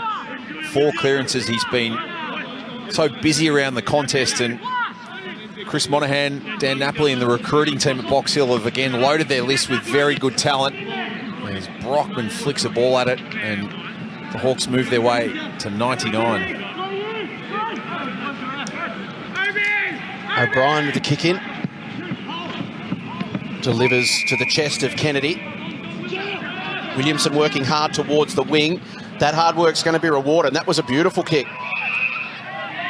Williamson now gives it off to Kalusi. Over the head of Crocker, works his man under the football. He's now got a couple of metres on Beasley, who works hard to try and close him down. Crocker keeps his feet, delivers to Swaney and finds him inside 50. And there's the Lockie Swaney cheer squad. Family and friends here, the youngster from East Sydney, making his VFL debut. Chips it towards the square. Numbers up to smash it away from Josh Honey. There's Keegan Brooksby. That forward 50 entry came about, though, as you mentioned, from just a really good work rate from Tom Williamson, who's playing down back, but he just decided he'd run out to the wing and take the game on a little bit, found the footy, and all of a sudden they had a little bit of cohesion and run and carry. So where's the movement here from the Blues to try and snap this run of 13 straight Hawk goals? Newcomb to Porter, it won't be here. Almost one-handed was Morris. Phillips was almost in the back. Strong tackling work applied from Parks on Downey. And the ball will stay within the vicinity of Carlton's goal. Connor Downey on screen with 14 so far this afternoon. Gundry gets a ride over the top of Brooksby. North tackles Minot. Eastern Rangers products going toe-to-toe. It's been a dominant performance from Brooksby and Segler, not surprisingly, against the second gamer, Aaron Gundry. Kennedy releases for North, so another repeat entry here for the Blues. Crocker gets a moment. Was there a hold? Almost. Couldn't take the mark. Petrevsky-Seaton on crumbing duties. Honey with athleticism, power, Has he got the class to go with it? It'll trickle its way to the line, and again, the Blues are denied. Mercedes in the right spot as always. Impressive little glimpse again from Honey, wasn't it? Yeah, he's just got that goal sense, doesn't he? Under a lot of pressure there. He was only millimetres away from kicking his third. Nash's kick is wide, was looking for Newcomb. And Lockie O'Brien will be the recipient. 60 metres from goal. Here's what he's got in front of him. He's got Crocker at the top of the square, now leads to the pocket. Doesn't head in that direction, instead goes to Shannon. That was a beautiful kick. It was touched, so Shannon has to play on. Bends it goalward and just misses. Beautiful kick from O'Brien. Just clipped the fingertips of the Hawk defender on the way through. So Shannon was forced to turn and snap quickly. And DeWitt has the kick-in duties. So nearly 2 full quarters since Carlton have kicked a goal. Josh Honey's second of the game, as it was at the 17-minute mark of the opening quarter. DeWitt continues to run, punches it on the left. Saunders got a hand in on Kemp, but this is the headline story of the afternoon so far from a Carlton point of view. Brodie Kemp on his return from an ACL and also syndesmosis has had a Carlton leading 15 possessions. Yeah, he's been brilliant. Been working really hard with Luke Power to continue to develop his game, even while injured. Warner wore the fist from Marshall. Comes inboard for Brooksby. They can load up here, the Hawks. Aducci went into the pocket. Segler almost forgot to leave. Huge contest here between Parsons and Newcomb wins the day and again puts his name in front of the AFL recruiters here, having a look at the mid-season rookie draft talent. Brooksby to Kilpatrick, perhaps doing similar. He goes deeper for Jecker. Horrible bounce, favours Saunders. He misses a golden opportunity, knows it too. The Hawks make their way past 3 figures once again. And that sort of afternoon, everything going Box Hill's way. That ball could not have bounced any better for Saunders. Good desperate lunging effort from Kemp there to force the behind, and there's almost another turnover in the forward half. Kilpatrick goes to ground. North takes on the tackler, keeps it in front of himself, tries to get it to Hurst, turns, releases to Carroll. North manages to get away from Jecker, but look at the pressure the Blues are under when they've got the football, and compare it to what the Hawks are dealing with. Ramsey down the line. Shannon wants to bring it inboard, but the kick's to the advantage of the defender. And O'Brien easily cuts it off. And now it's just a bit of perceived pressure as well on the Carlton players. Shannon had Parsons over the top for an easy handball and just forced him into a quick kick that O'Brien picked off. Hurst managed to pick off the Kilpatrick kick and gave it to Parks. Now to Phillips. Stevens the run from behind. Saunders applies the pressure. Kick towards the pocket. Nunes punched away by DeWitt. And out it goes. As we take you around the grounds. Games in action this afternoon. Casey and Sydney. 17 minutes gone in the second term, and it's the Swans by goal. Round 6 of VFL action. Winners so far: Geelong, Southport, Footscray, Richmond, GWS, Sandringham and North Melbourne. We now take you to Collingwood and Port Adelaide.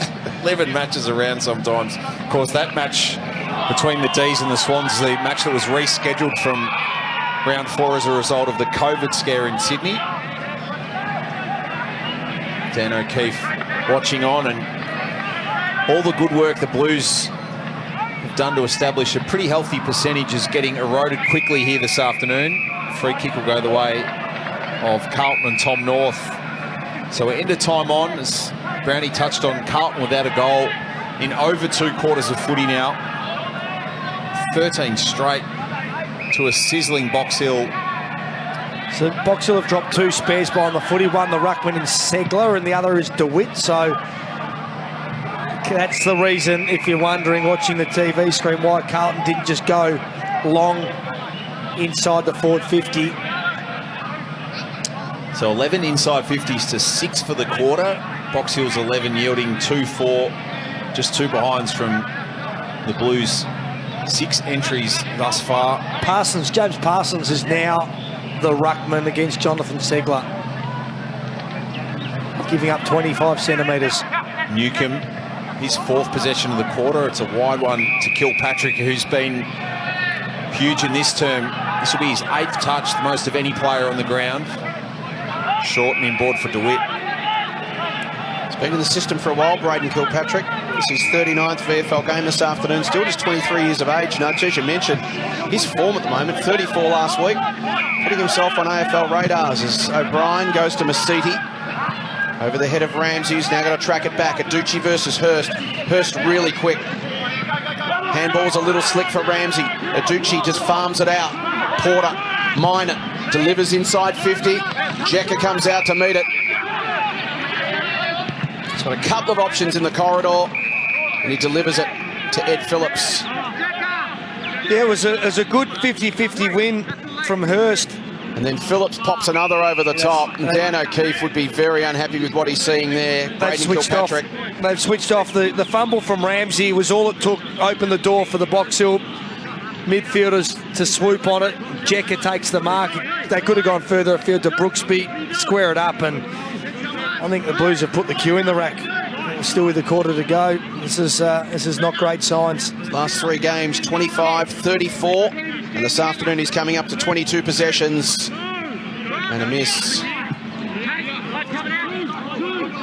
Braden Kilpatrick, originally from the Ramsgate Rams in New South Wales, St George, and these days plays local footy at South Croydon. But in this sort of form, he won't be seeing much of the Bulldogs. Wide kick, looking for Carroll, 1-on-1. Newcomb, handball for Minot, has to put it in reverse to Segler. They work the triangle beautifully again. Newcomb loads up deep on the right. Flyers will come. Saunders was looking for a launch pad, couldn't get one. You'd be disappointed if the Ramsgate Rams was something else like the Ramsgate Dockers. Yes, the Ramsgate Blues or something. There's a lot of teams that are inland that have the Dockers as their nickname, which makes no sense whatsoever. Yeah, the Gates were the other option, but it was a swing vote, and in the end they went the Rams. So we've got a free kick here. It'll go the way of Box Hill. Looks like Minot will be the recipient, so he'll kick this in the shadows of the Carlton Training Centre. Try and kick our first major in 13 minutes of footy. It's the biggest drought of the afternoon goal-wise. Well, he kicked an absolutely brilliant one last week on the right from the boundary. This time on the left, hits the wrong side of the footy, goes right across the face, almost got it to Brooksby. He claims there was a finger on it. He says he touched it. It will fall on deaf ears, and Luke Parks will take the free. Never heard an umpire go, "Oh, did you, mate?" Right, I mean, actually, throw it in. You look trustworthy. You have a kind face. Well, you would never have heard that, Brownie, as Parks goes long.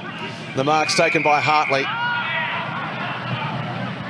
Hartley goes to Kilpatrick. The fact that you're telling the umpire as opposed to sort of suggesting probably made a difference, as well as Saunders has to stand up and take the contact. This is the reason I just was a little bit critical of Carlton. You can lose. We saw North Melbourne lose by 100 points last week, and we all went away from that game going, gee, they competed, they tried hard. You know, they fell away a little bit late, and the margin blew out. They've conceded 5 or 6 marks now, uncontested, no work rate to get there, easy as you like, and we've still got a quarter to go. They've kicked 13 in a row. Jack Saunders gets his second.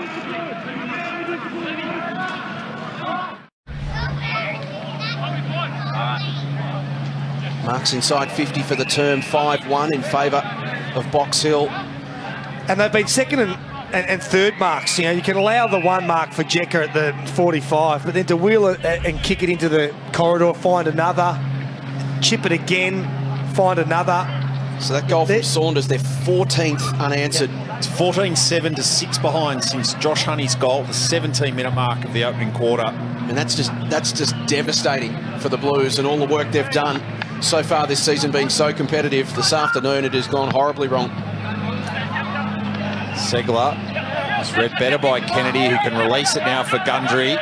Wide for O'Brien. Releasing is Calusi. Better build up here. Nunes owes them one. Goes looking for Crocker again. Beasley's been like a second skin on Crocker this afternoon, and now desperate over the top of Nunes. The Hawks pile in at the bottom. Mercedes at the base, setting the agenda for Box Hill this afternoon. He's very, very good at just getting a hand in, just hitting the body enough upon your leap and trying to mark it to force a fumble. Segler slapped it. Parsons dropped it. On it, fumbly ball comes towards Downey. He was almost being held by Williamson as he wanted to go back after it. So, Brownie, around the stoppages, sometimes you can see a dominant ruckman doesn't have dominant clearances because the other team can shark the ruckman effectively. What can Carlton do here? And what aren't they doing? Well, they can be a little bit more accountable to their direct opponent. And the other thing is you just need your ruckman to compete enough to not allow Segler to take the ball out of the air. Well, it was case in point. Newcombe was the one standing free there at that clearance. He gets the footy. 34-16 clearances this afternoon. Well, the sweep is really important there because they're the ones that if they do win it, they can't come out of the front of the stoppage into some clear air and get that overlap. So there's Patrick again on his own. Yep. They're playing their own game, Carlton, around the stoppages, and it's not working. Great attack here from Porter. They've got the wind at their back here. Brooksby makes the contest. Where are the Crummers? Stevens to Delaney. Goes wide for Ramsey. Catch and release for Kennedy. Now to the outside for Phillips. He's got Petrevski-Seton working off him if he wants to go there. Decides to go deeper. Looking for North, who should give the handball. Once again, free players not being used. Short for Parsons once and twice to take the mark. So James Parsons, he's just about in range. He's got Williamson on the other side of the contest, you can see towards the bottom of your screens there. Parson runs an arc and then that's a mung. Horner couldn't mark, but it matters little. So all VFL clubs, AFL clubs have their midfield structures that you go into a game with, and you back your midfield in. You might change the personnel around a little bit. You back your system in, but when it's broken down now for 3 successive quarters, you might just need to tweak a couple of things. Go back to one-on-one around the stoppages. Play Segler again, Patrick a little bit tighter because he's the guy that's been getting them the most, or have that sweeper back a little bit further, so at least if you do lose it, he can come in and force a kick over the fingernails, little things like that. But their midfield still seem to think that they're being dominant in there, not really changing too much up. Ramsey to Kennedy, kick towards Nunes. O'Brien tracks it to the line, keeps it alive, pops a handball in the Nunes direction. He goes hunting Horner. Flipped on, Newcombe.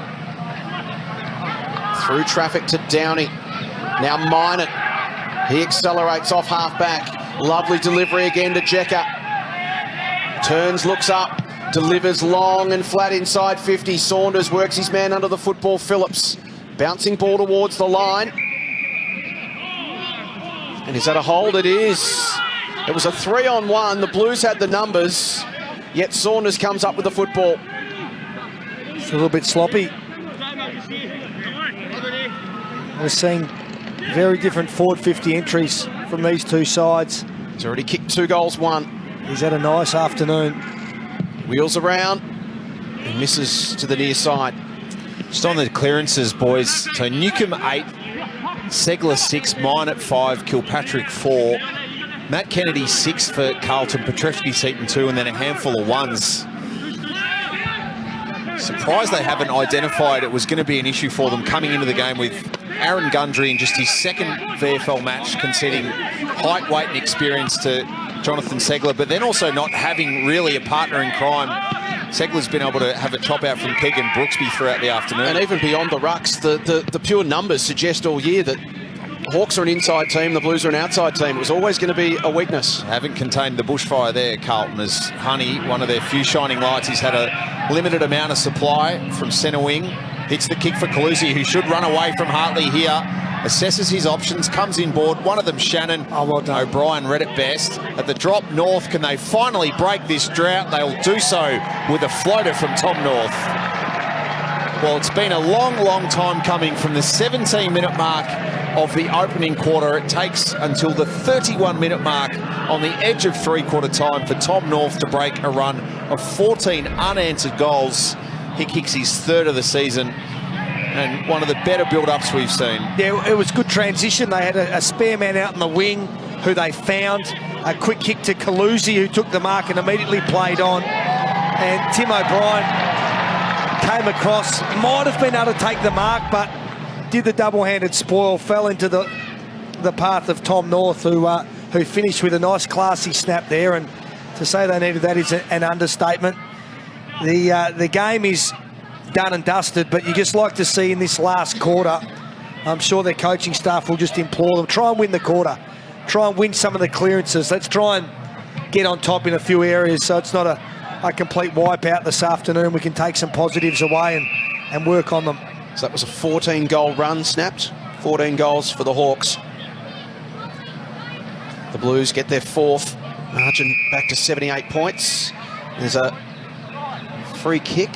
What's going on? This umpire was 85 metres away. He's coming down to speak to Ben Crocker and Hugh Beasley in the goal square. It's going to be a free kick to Ben Crocker.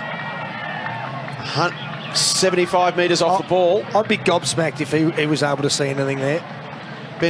Hugh Beasley's swinging his head around asking the umpires what for. Gee whiz. Hugh Beasley's got no idea what that was for. Can only presume it was a holding decision. Well, I had my eyes down there. I didn't see any holding. Unless the goal umpire can communicate to a field umpire, they've got the headpieces in. I'm not too sure, but I can say I know exactly where he was standing. It was on the point of the square, which is a good 65, 70 metres away. Was he in the square or outside the square? That's the only other possibility. If it wasn't a hold, that maybe he wasn't in the goal square at the bounce, which is where you need to be. No, they were in there. Yeah, who knows? So they're the only two possibilities, really. He doesn't know. 2 goals in a minute. And there's a bit of life back into this contest, Jace. That's all that matters.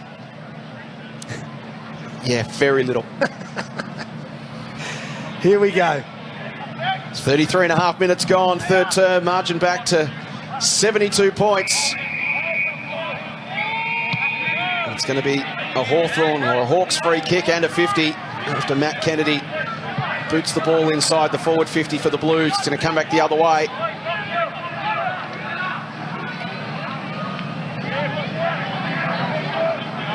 Frustrating afternoon for all concerned in the dark navy blue. Game's moved about 200 metres with 4 positions. No one's touching the ball. And 36 players have no idea what's going on. And 3 commentators. And a special comments guy. Consider yourself separate to the group, do you? Here's Ed Phillips. 45 out. Brownie's... I'm pretty sure. Well, he's got Matt's issues, but he's also promoting his solo career as Phillips misses left. Out of interest, who do you think the third commentator was? The boundary rider.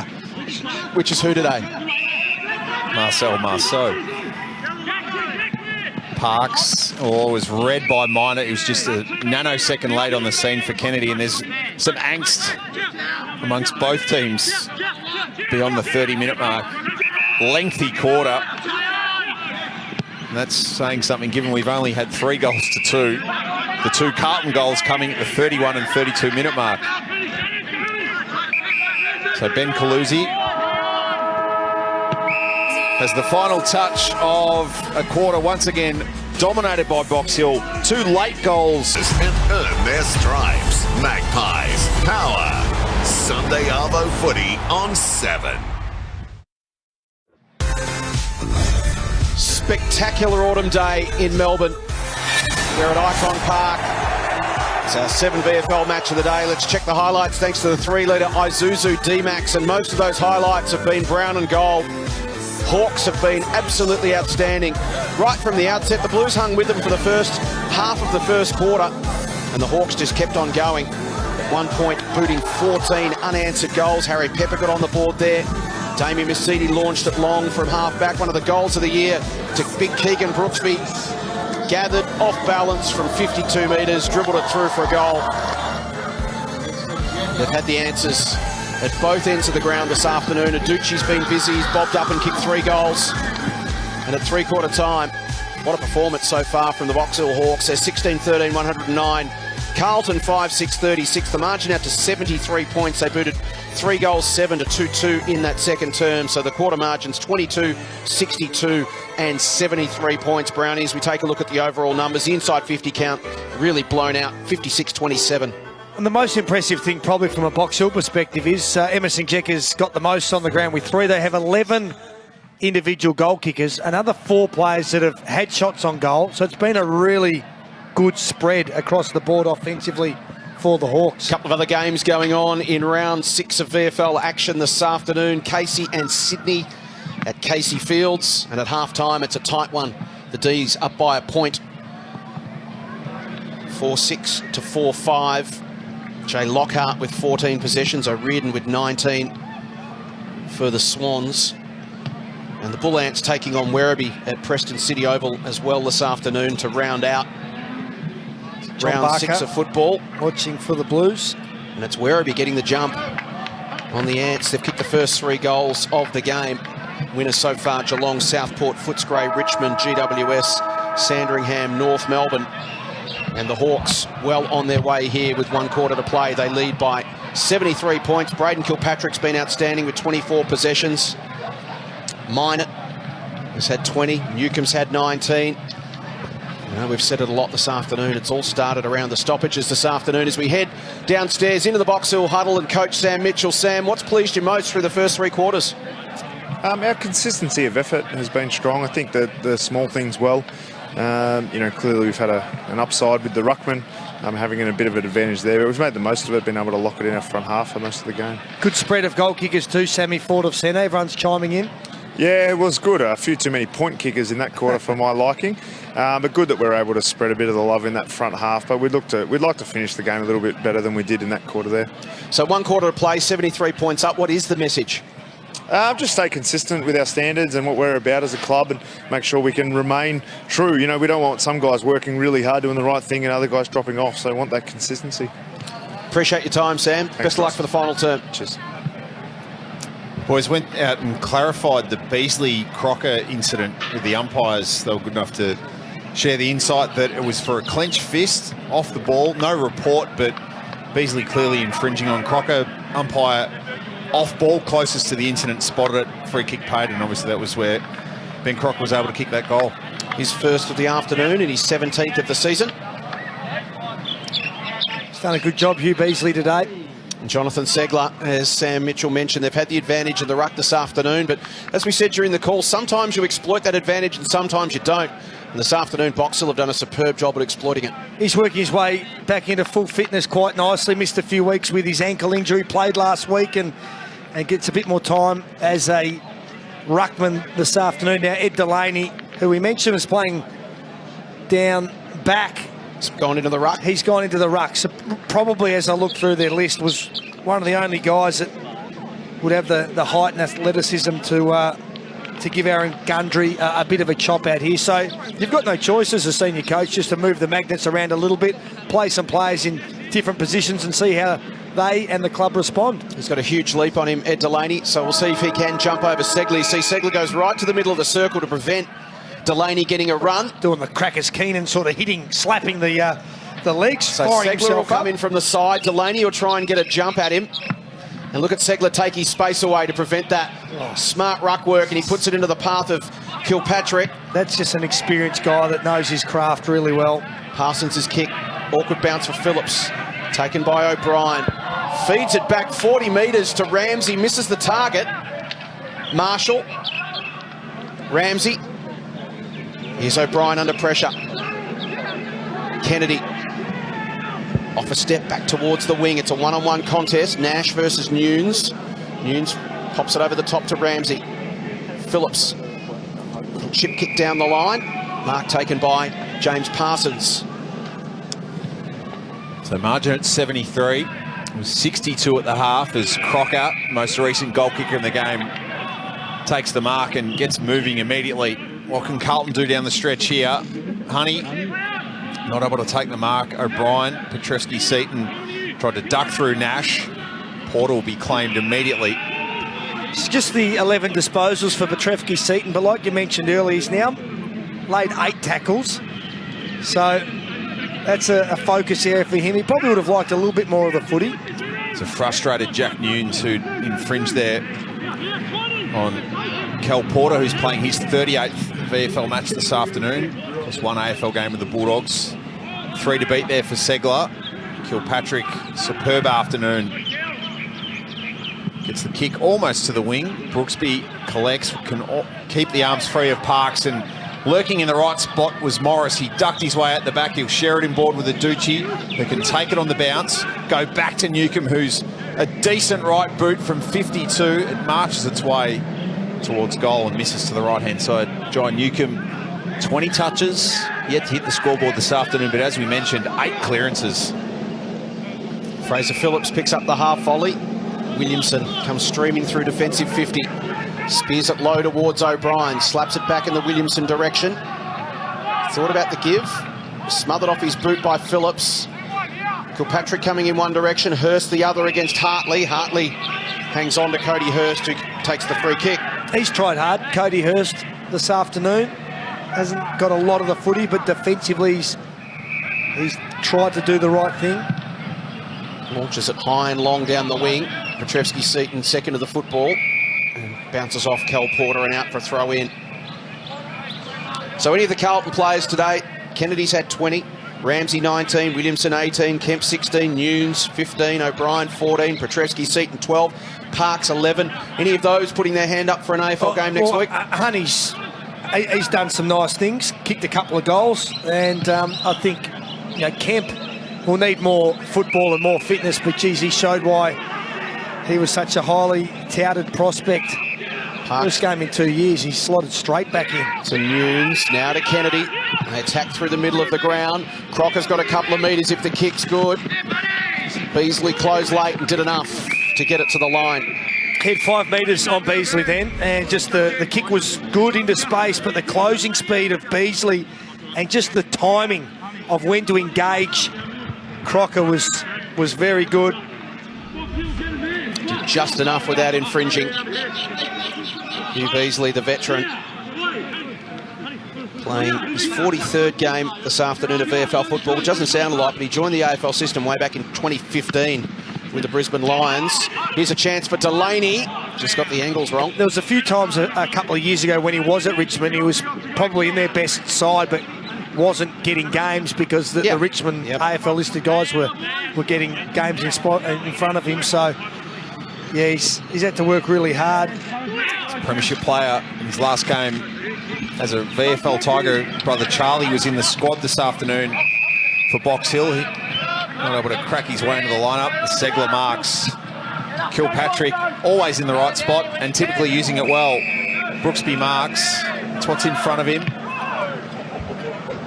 Had Green running at him. Jett out bodies and shovels a mark. Looking straight into the sun as well. And unselfish to come in board, and they're pulling the wings off the Blues. Aducci will try and make it 4 for the day. Park's not happy. He played from the front position. Felt like he'd almost done enough, but he's a very unselfish footballer too, Emerson Checker, which for a key forward. He likes playing against Carlton listed players, Aducci. 3 against the Northern Blues, round 11 2017, for 4 today. And the roar. Cue celebration. He cheers louder than anyone. I love celebrators, and he doesn't get the double copper out or do anything over extravagant, but he sets out a roar when he kicks them, and he's kicked 4 today. And that's really good unselfish play, because when you're up by 80 odd points and you're the full forward, you've pasted AFL footy and you've come back to this level. In your head, you might be thinking, I need to kick 4 or 5 to get my name back out there. But Emerson Checker immediately looked inside and kicked it to a teammate in a better spot. And that's probably what Sammy Mitchell was talking about. Saw Segler take the space this time again from Gundry. Green flips it towards Minot. Swaney attacked it. Booted forward in the Stevens direction. Well played, O'Brien. Came hard at the football. Gave it to Nash. Off to Porter. Porter now to Newcomb, who's pushed forward to the football. He can run to 55. Looks for an option. Goes long and deep. Here's Fergus Green over the top. Good spoil at the back from Dale Marshall. Got it through for a minor score. Quick release from Fraser Phillips in the Nunes direction, and he marks at defensive 50. So Nunes inboard. He showed plenty of it for Swaney to mark. Not quite the same raucous celebrations coming out of the legend stand, but ball will get advanced 50 metres as a result of an encroachment. So Swaney, who comes off kicking a goal and being in the best last week for Uni Blues against Old Scotch, his VFL debut today. He's got Nunes lurking, and he'll go there now to the Blue veteran who chips short for Kennedy. Just a little bit of lax marking. First time today, really, Box Hill have been caught out on transition. Yeah, that was a nice forward 50 entry there. Nunes just lowering the eyes. They haven't been able to do that all afternoon. Now it's up to Matty Kennedy to go back and finish the good work. 17 possessions, 6 clearances in round 3 against the Bombers. 27 and 9 inside 50s in round 4 against the Dogs. Consistent player at the level. Can't add a goal to his afternoon total. 1 goal, 4 for the season in the VFL for Matt Kennedy now. Hartley short to Beasley. Back to Michael Hartley. Nice touch kick. Kilpatrick. His kick had a little bit too much on it for Jecker, but he can go back and pick it up. He's got runners to the inside. Aducci's got to wait for this handball. North coming in the other direction. Phillips gathered the football, immediately tackled by Masiti.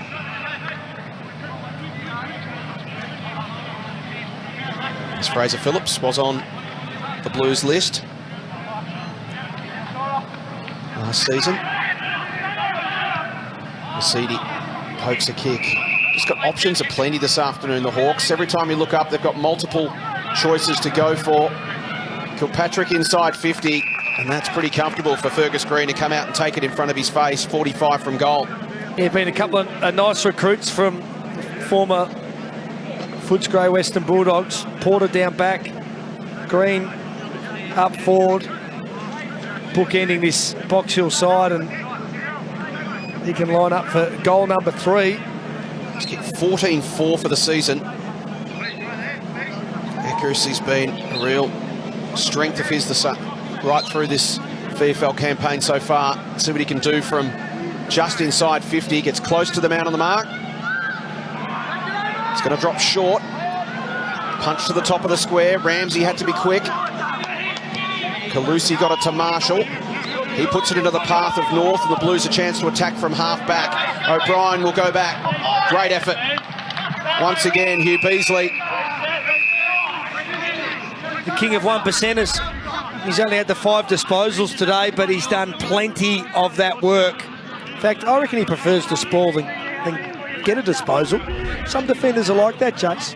We mentioned his presence in Richmond's VFL Premiership a couple of years ago. It's been the hallmark of any VFL Premiership of an AFL-listed team in the last few years to have experience and composure in defence from a VFL point of view. It was Geordie Russell a lot of the time in Footscray's 2 flags, and Beasley looks like he might play a role similar that should take Box Hill deep this year as O'Brien and Crocker have collided. Perhaps a head clash in back play here. O'Brien back to his feet now, and Crocker meandering back to his goal square. Tim O'Brien still hanging a little bit, so margin at 79. Brooksby the latest to try and grab it out of the ruck against the unlikely ruckman in Parsons. O'Brien sets off in search of the Sharon. He'll use his favoured left to find North down low, who's one of the Blues' few goal kickers. Off to Stevens. He chips and finds Nunes. Again, was quick to have a look inboard, but can't find any options. Now he's got one coming at him. He hangs the kick for Crocker. O'Brien just nicks it off him. Crocker looked to have it. Somehow O'Brien emerged with it. Back towards the wing, Morris and Marshall. The kick was on, and he had 5 metres on his direct opponent. Look at that, bang. There is the separation, and the kick was just too high. Timmy O'Brien, who just clashed heads with him, he's probably seeing 3, just took the one in the middle. Brooksby versus Delaney. Delaney got a hand down to Kennedy. Awkward bounce for Hartley. Sits up nicely for Parsons. Gives it off to Lockie O'Brien. Cross his body towards Crocker. Gets rid of one man. Runs into Porter and gone. So he got rid of Beasley, but the support defence was there, and that could be a reversal as Horner puts Crocker down. The umpire does, in fact, reverse it. It's going to be a shot at goal for Ben Crocker. Chance to kick his second this afternoon, both from free kicks. That's a bonus. Pink for holding the footy. It was a good attack. He got rid of the first tackler, but the second one stuck. Nice little reversal. So he can go back and kick his second. His first was in the goal square from a free kick off the ball, and this could be... He works really hard, so he deserves everything he gets, Benny Crocker. And he steers it through for his second of the afternoon.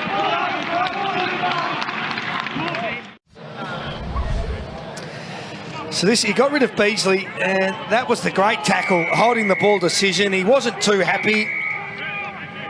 Horner comes over from behind and knocks him over.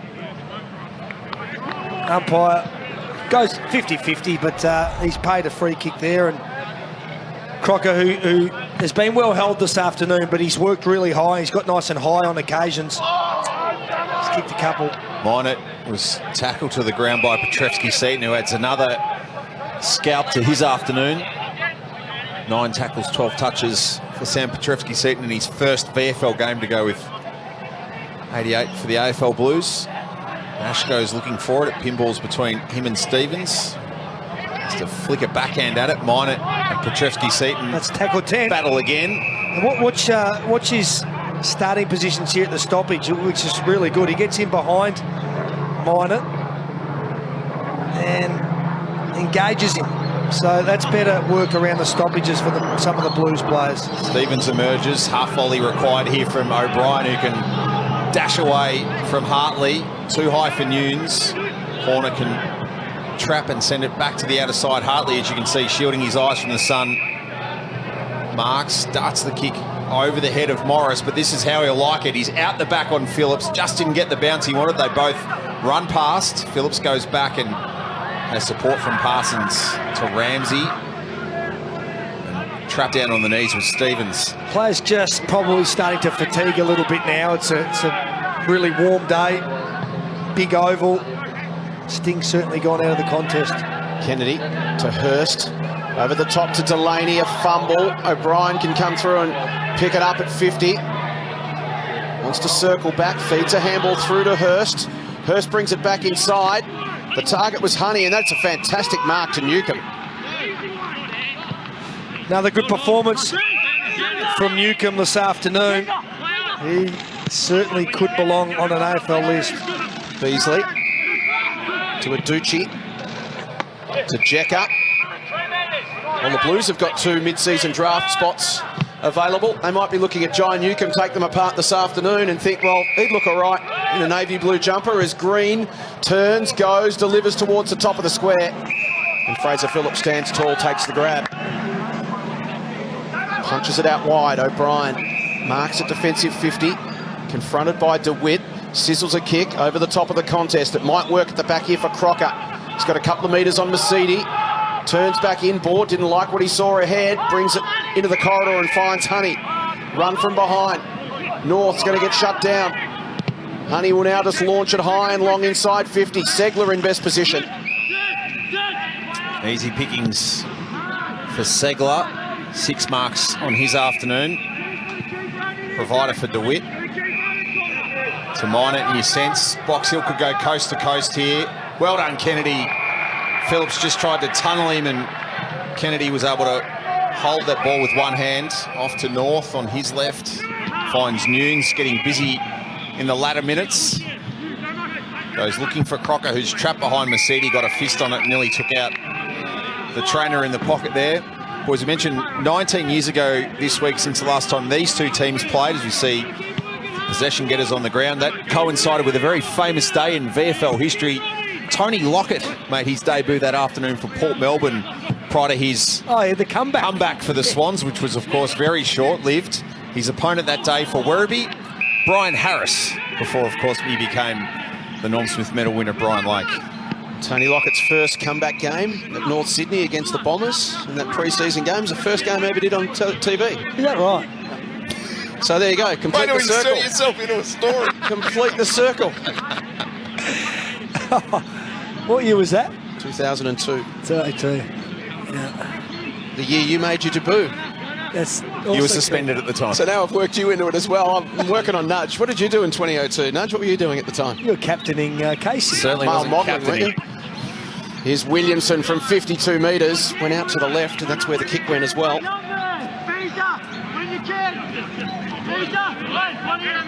Well, they've kept running. The Blues, they've kept working hard this quarter. Small win, but Hartley went long. Unrealistic attempt. Against Brockman. It's going to be a free kick to Matt Shannon. Here's Brockman trying to go skyward and getting all sorts of Matt Shannon's number 2 haircut. So free kick, Carlton. So the Blues have kicked 3 of the last 4, so some positivity. Yep. Goals at the 31 and 32 minute mark of a 35-minute third quarter, and then at least in the last year it's been a goal apiece, as you mentioned, Brownie. A bit of the sting's gone out of it, but certainly not the same as last week when Box Hill had their way with that inexperienced North Melbourne team. O'Brien will miss to the left-hand side, so it's 1-3 to 1-2 in the final term, but tellingly, Carlton 65 possessions to 45 in the quarter so far, and a bit more balance in their game. 11 inside 50s to 5 as well. City goes short to Beasley. Back to Damien Mercedes. Spears it towards the wing out in front of Brooksby versus Kemp. Williamson gives it off to Brody Kemp. Twists and turns, looks for an option inside 50. Delivers in the Nunes direction. That's a lovely mark. It was a 2-on-1 and Hugh Beasley did well. Kept his eyes on the football and took the grab. Gives them real steel in that back 50. As Nudge mentioned, the idea of having an experienced defender or two that's been in the system for a long time makes a huge difference to your VFL mix as Brooksby pops it over the top. That'll release Phillips. He looks ahead and sees Jecker. And Jecker marks 80 from goal. Saunders streams inside 50. Brockman stands at 50. He's called to go now, Jecker. Squares it up. Brooksby and or Kilpatrick. Brooksby hands it off. Nash feeds it through. Phillips pops it high towards the top of the square. Brockman gets a run at it and comes down with the grab. It was practice out on the wing. He didn't time that one correctly and gave away a free, but on that occasion, got it perfectly. Credit to Phillips there for the kick too, because he could have blazed away off one step, but he intentionally kicked that to the top of the square, the dangerous space on the ground. And Tyler Brockman, we've seen him pull out plenty of party tricks in his short AFL career so far, working his way back. His second, Hawthorn's 18th.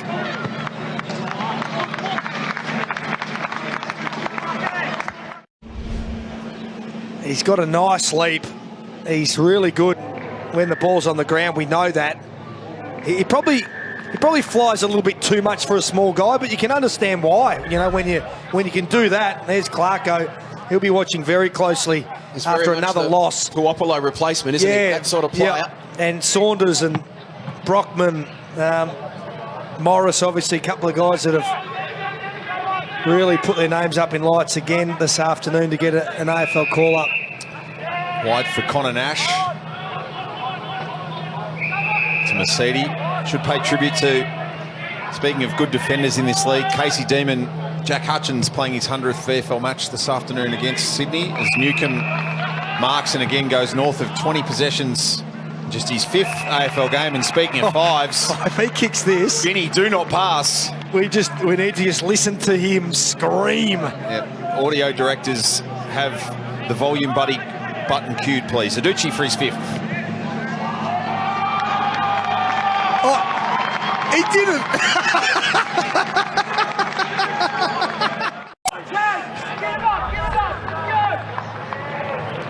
Great kick into the pocket. Aducci takes a one-handed mark. He's been the best man on the ground. Goal number 5. Let's listen. He loves it off the boot. Nothing. I can't believe it. He's the silencer. Honestly, Just lets out a giant guttural silence. when we needed the roar that he's done on 4 occasions this afternoon, and that was the best of the lot. 83 points the margin.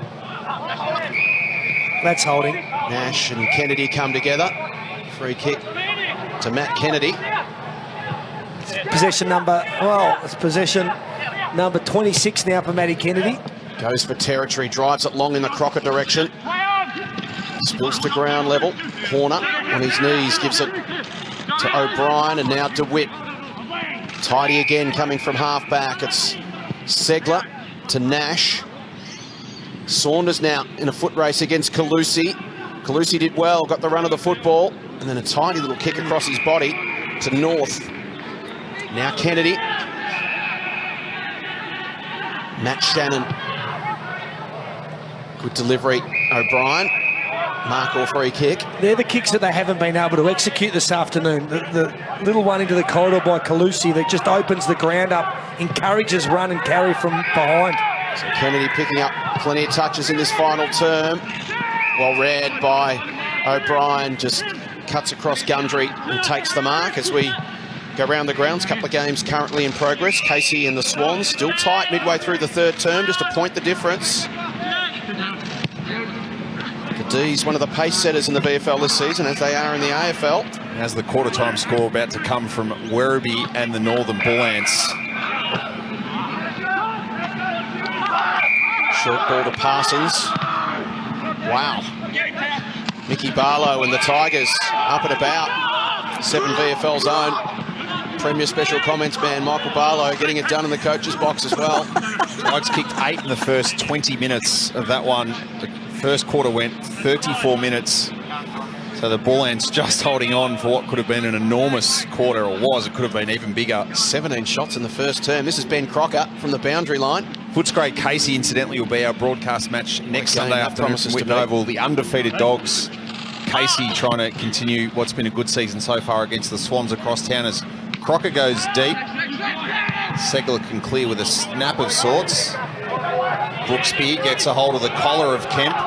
Shoveling ball from Williamson back to Ramsey, who elects to push it deep into the shadows. Fist from Hartley. Paddled by Mercedes once and twice. He can keep it afloat for O'Brien. And again, the Hawks into clear air. Downey taps for the lead of Jecker. And he's had a day of marking plenty of that footy. 12 grabs for Emerson Jecker. He just provides them with such a linking option with the way he presents up to the footy, Brownie. Yep. 2 goals, both of them coming early in the contest, but he's a true centre-half forward in the old sense. He just hits the wings and he certainly gets is on his bike. 20 disposals, 10 marks, 3 goals, 4 last week. And as you just mentioned there, 12 marks, 3 goals this afternoon. Segler again with ease off the back of the contest to Kilpatrick. Drives to a one-on-one. Green tries to work Shannon off it. Shannon did well at the front. Has to get rid of the football quickly. Opens the door for Phillips. Kilpatrick kept running. Chips the kick forward. Well read by Marshall. Just got in front of Saunders, took the grab. Goes long towards the outer side, but to a 2-on-1, and Mark picked off by Horner. Phillips looks for an option inside 50. Had to be perfect with the kick to mine it and just slightly overcooked it. It's been a super impressive performance from Box Hill. 83 points the margin. They're making a real statement this afternoon. Phillips involved again. His 21st touch.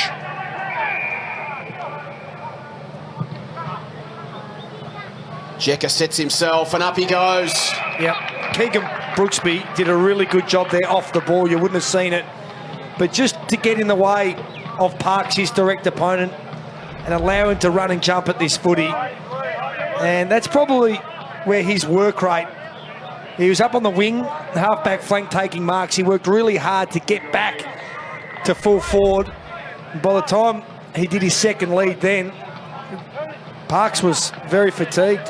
That's how just outworked him. For goal number 3 from 45 out, just hangs it out to the right. But as we mentioned earlier, a lot to like, a lot of talent for Alistair Clarkson and the Hawthorn coaching staff to work on, particularly in that forward setup with Jekka and Morris and Saunders and Brockman. 4 really exciting prospects as the ball's going to come back in. Segler's had a blinder. As has Saunders, almost run down by North, gets the kick away. Jekka looks for the body, Parks with the flying fist will see it to the line. I'm talking purely from an athletic perspective because I'm not comparing him to Buddy Franklin in terms of ability just yet. But his athletic prowess and his speed and the way he moves, he's probably a better contested mark than Buddy. Buddy's never been a contested marking type of player. Jekka can go up and take a pack grab. Yep, there's certainly some similarities there. Marshall, handball in Hope.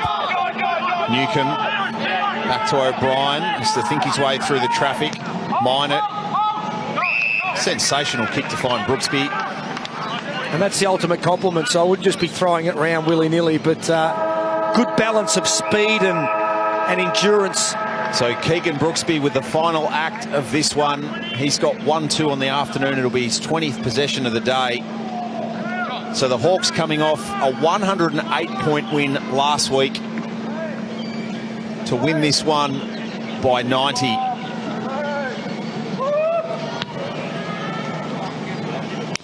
Won't work its way back far enough in the end. Tings its way into the post. So an 84-point demolition from Box Hill. It was simply a dominant performance after the halfway mark of the opening quarter. Footscray and Casey next Sunday afternoon. Our 7 VFL match of the day on behalf of Nigel Carmody, Campbell Brown, the entire production team here at Icon Park. Thanks for watching as we throw you back to Sunday Footy Fest.